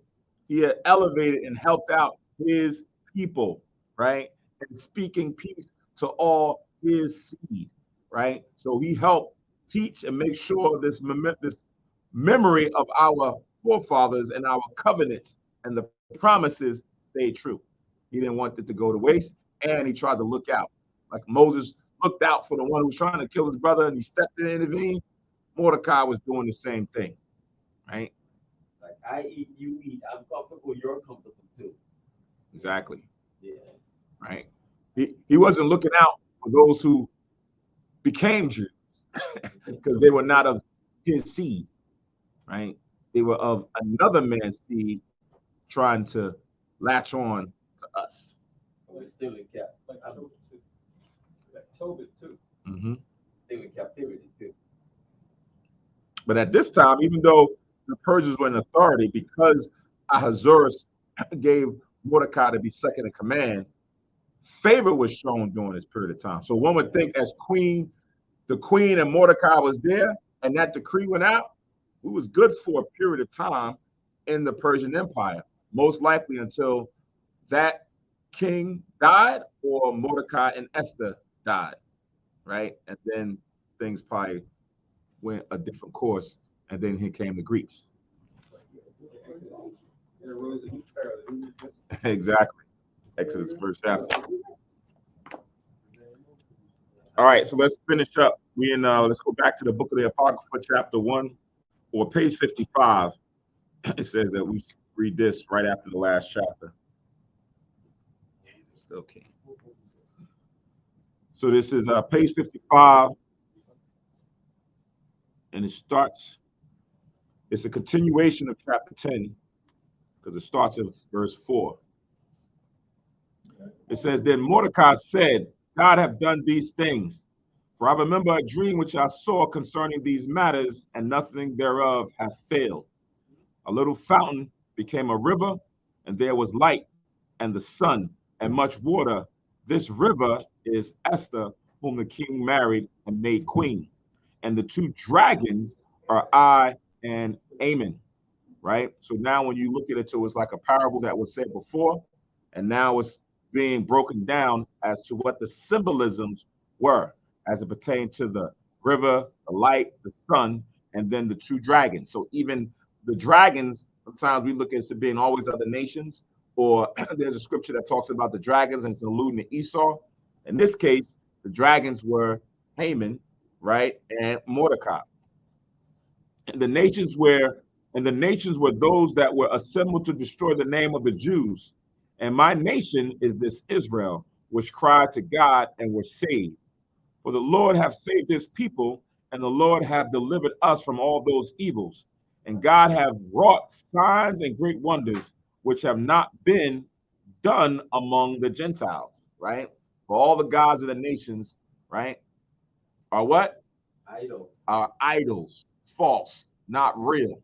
But no other has had that happen within their own nation like us, because they don't have a real power. Verse 10. Therefore hath he made two lots, one for the people of God and another for all the Gentiles. And these two lots came at the hour and time and day of judgment before Yahweh among all nations, right? So just like in the last days, when you read in the gospel, Yahweh Shah speaks about the sheep and the goats, right? And he's going to bring the sheep here and separate the goats. The goats represent the other nations, right? And maybe even the 2/3, but there's going to be a portion that's going to be set, protected, elect by the Most High and Christ. I'm reading in page 55. I'm at verse 10, right? Speaking about the two lots. One lot is Israel. The other lot is all the other nations, right? It says, and these two lots came at the hour and time and day of judgment before Yahweh among all nations. So God remembered his people and justified his inheritance, or justified his portion, which is Israel, right? So there's always been a distinction. There's always been a separation between the nation of Israel and all other nations. Whether they wanted to follow us and be like us, still there has to be a separation. Verse 13, last verse.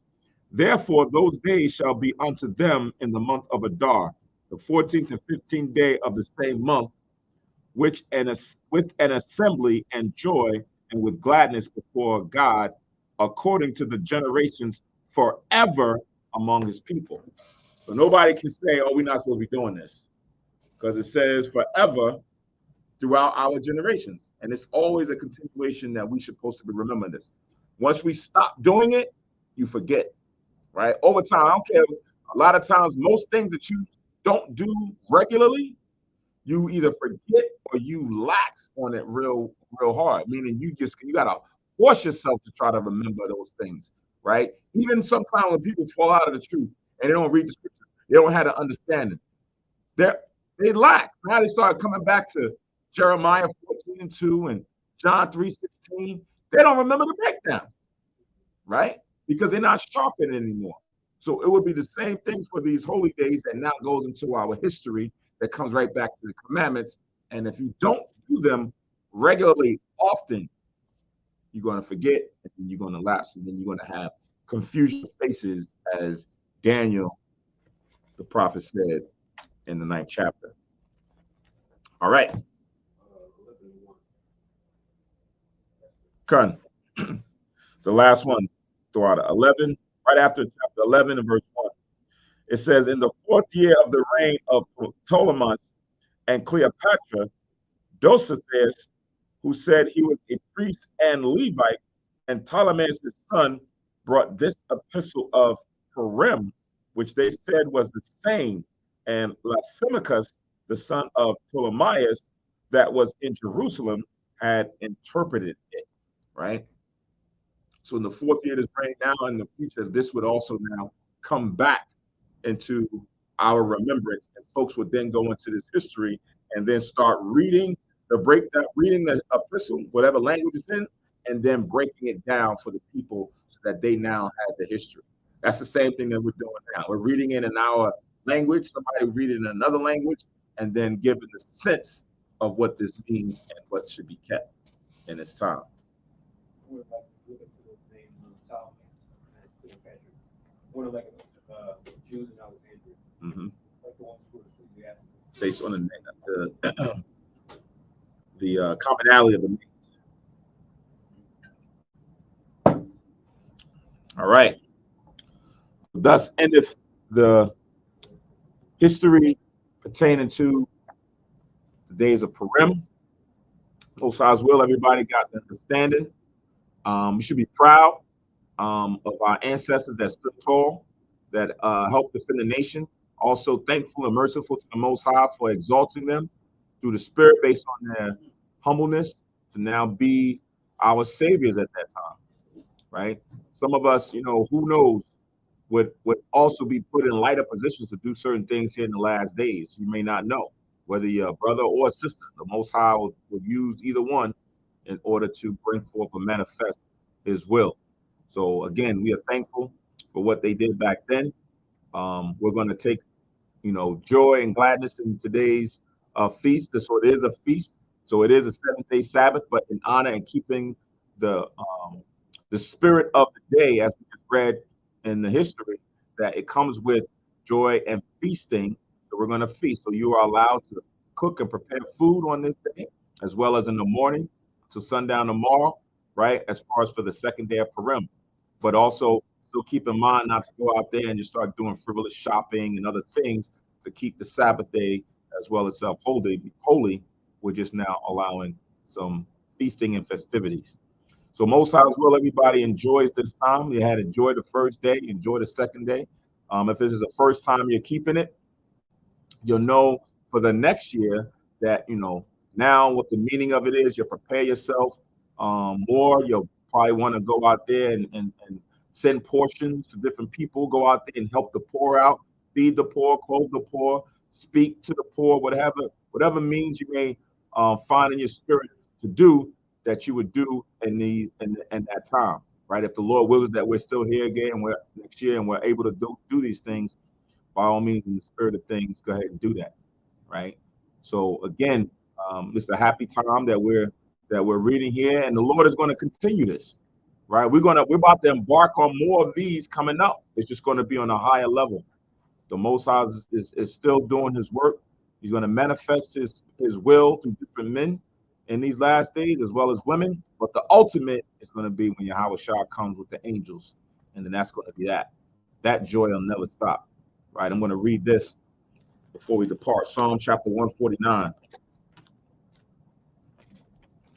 Psalms 149.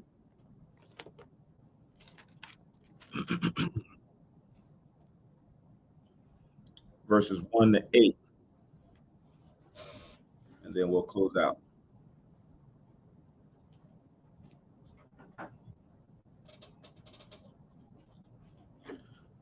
So Psalms 149 and verse 1. It says, praise ye the Lord. Sing unto the Lord a new song and his praise in the congregation of saints. Let Israel rejoice in him that made him. Let the children of Zion be joyful in their king. Let them praise his name in the dance. Let them sing praises unto him with the timbrel and harp. For the Lord taketh pleasure in his people. He will beautify the meek with salvation. Let the saints be joyful in glory. Let them sing aloud upon their beds. Let the high praises of God be in their mouth and a two-edged sword in their hand, to execute vengeance upon the heathen and punishments upon the people, to bind their kings with chains and their nobles with fetters of iron, to execute upon them the judgment written. This honor have all his saints, not everybody, not those that want to align themselves, those who say they're spiritual Jews, but they're heathen. This is only to those that have made a covenant with him by sacrifice. That's what a saint is. Proverbs, Psalms 50 and 5, right? That's who this is speaking about, right? And it says, praise ye the Lord. So, sometimes people only want to have the book of Psalms and Proverbs because it's only going to speak about good things. But in here, it still speaks about the judgment that's to come. So we got a glimpse of that with Mordecai and right? We executed certain judgment upon them, but it wasn't upon everybody. We didn't get the fullness of all of them. We got some of them, but this is still coming, right? This is prophetic. That's going to happen in the days to come. All right. So with that, I'll say again, peace and blessings to those. Ashar Purim, happy Purim or happy feast Purim. Most as well, everybody enjoys the remaining of the evening as well as the morning. Be, of course, still doing the Sabbath service, the regularly scheduled Sabbath service. And then you could also continue to enjoy the day if you're not going out and doing other things that the Spirit may will it. So with that, I'll say Ashar Kapawarium, and stay tuned for the closing prayers. But before I do, for those who want to leave a donation, you could always send your checks or money orders to Hayat Nas. That's scrolling on the bottom of the marquee, 3826B, Germantown Avenue. Please do not put HYK. Always put it spelled out, Hayat Nas. Or if you do it through digital means, you can also do it through PayPal, which is paypal.me/HYK12, or you can do Cash App, which is the $ HaKanas, the H and the K capital letter.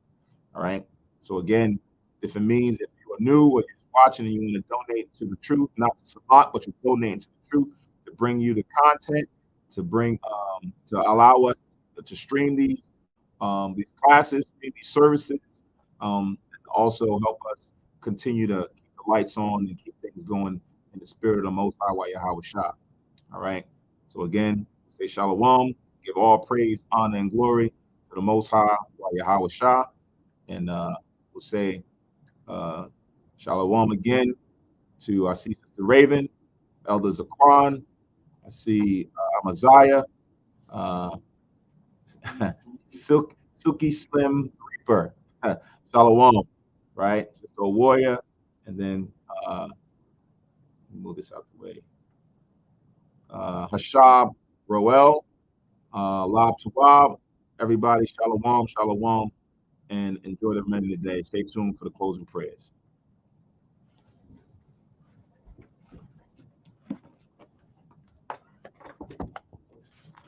deeper.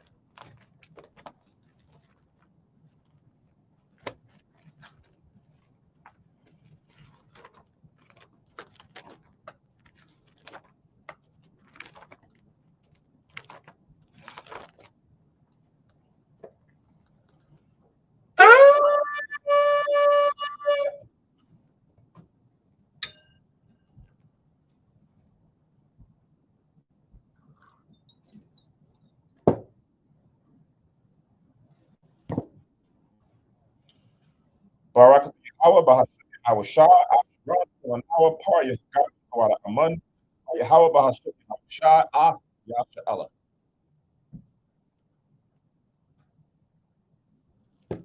English translation. Blessed are you, Yahweh, in the name of Yahweh Shah that gives to us the fruit of the vine. Thank you, so be it. To Yahweh in the name of Yahweh Shah with Israel.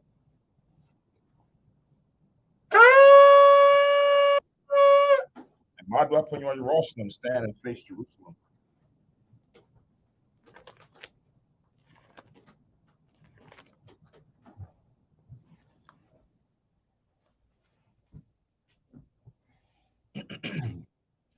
Yahweh, Bahasham, Yahweh Shai, Baba Kushai, Shemai, Lenawa, Aitha, Yum Yun, Aitha, Shalat, Mayaka Allah, Waha Allah, Tazwadakim, La, Shemaiah, Barak, Ripah, Magun, Wahakaziyat, Banya, Yasha Washalat, Lenawa, Rabian, Kakamai, Rabian, Da'ai, Rabian, Bayana, Rabian, Sabalungwa, Rabian, Amawan, Rabian, Aqua, Rabian, Ahabian, Rabian, Kagana, Rakhanaya, Wasalat, Ko, Kata Yemnawa, Mahaakim, Wa Akiwa, Wayasha Allah, Tom Yad, Wa Iwalam, Bahasham, Yahawashai, for water, Amun. All right, English translation.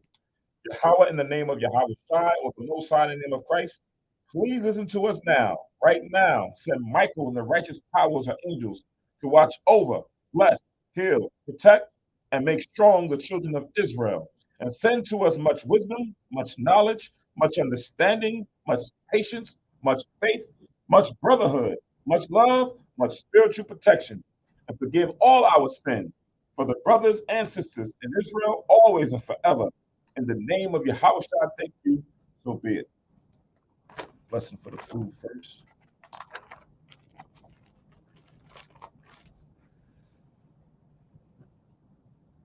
Yahweh, Whoa, Hashem, Adawanya, Yahweh Shai, Baba Kusha, Barak, Mako, Yanawa, Shatayawa, Yanawa, Yayan, Yanawa, Lakam, Yanawa, Chakarai, Yanawa, Zakah, Shaw, Pawarium, Bashem, Yahweh Shai, the water, Amen.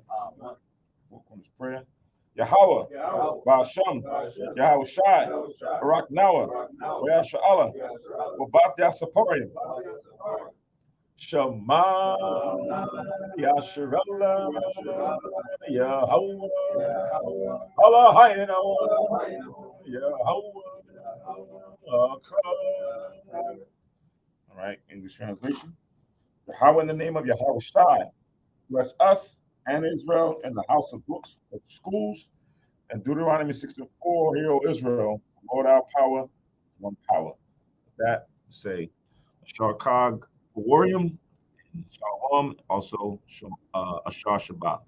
Both sides we'll hear, see each other during the Sabbath service this upcoming morning. Shalom. Shalom.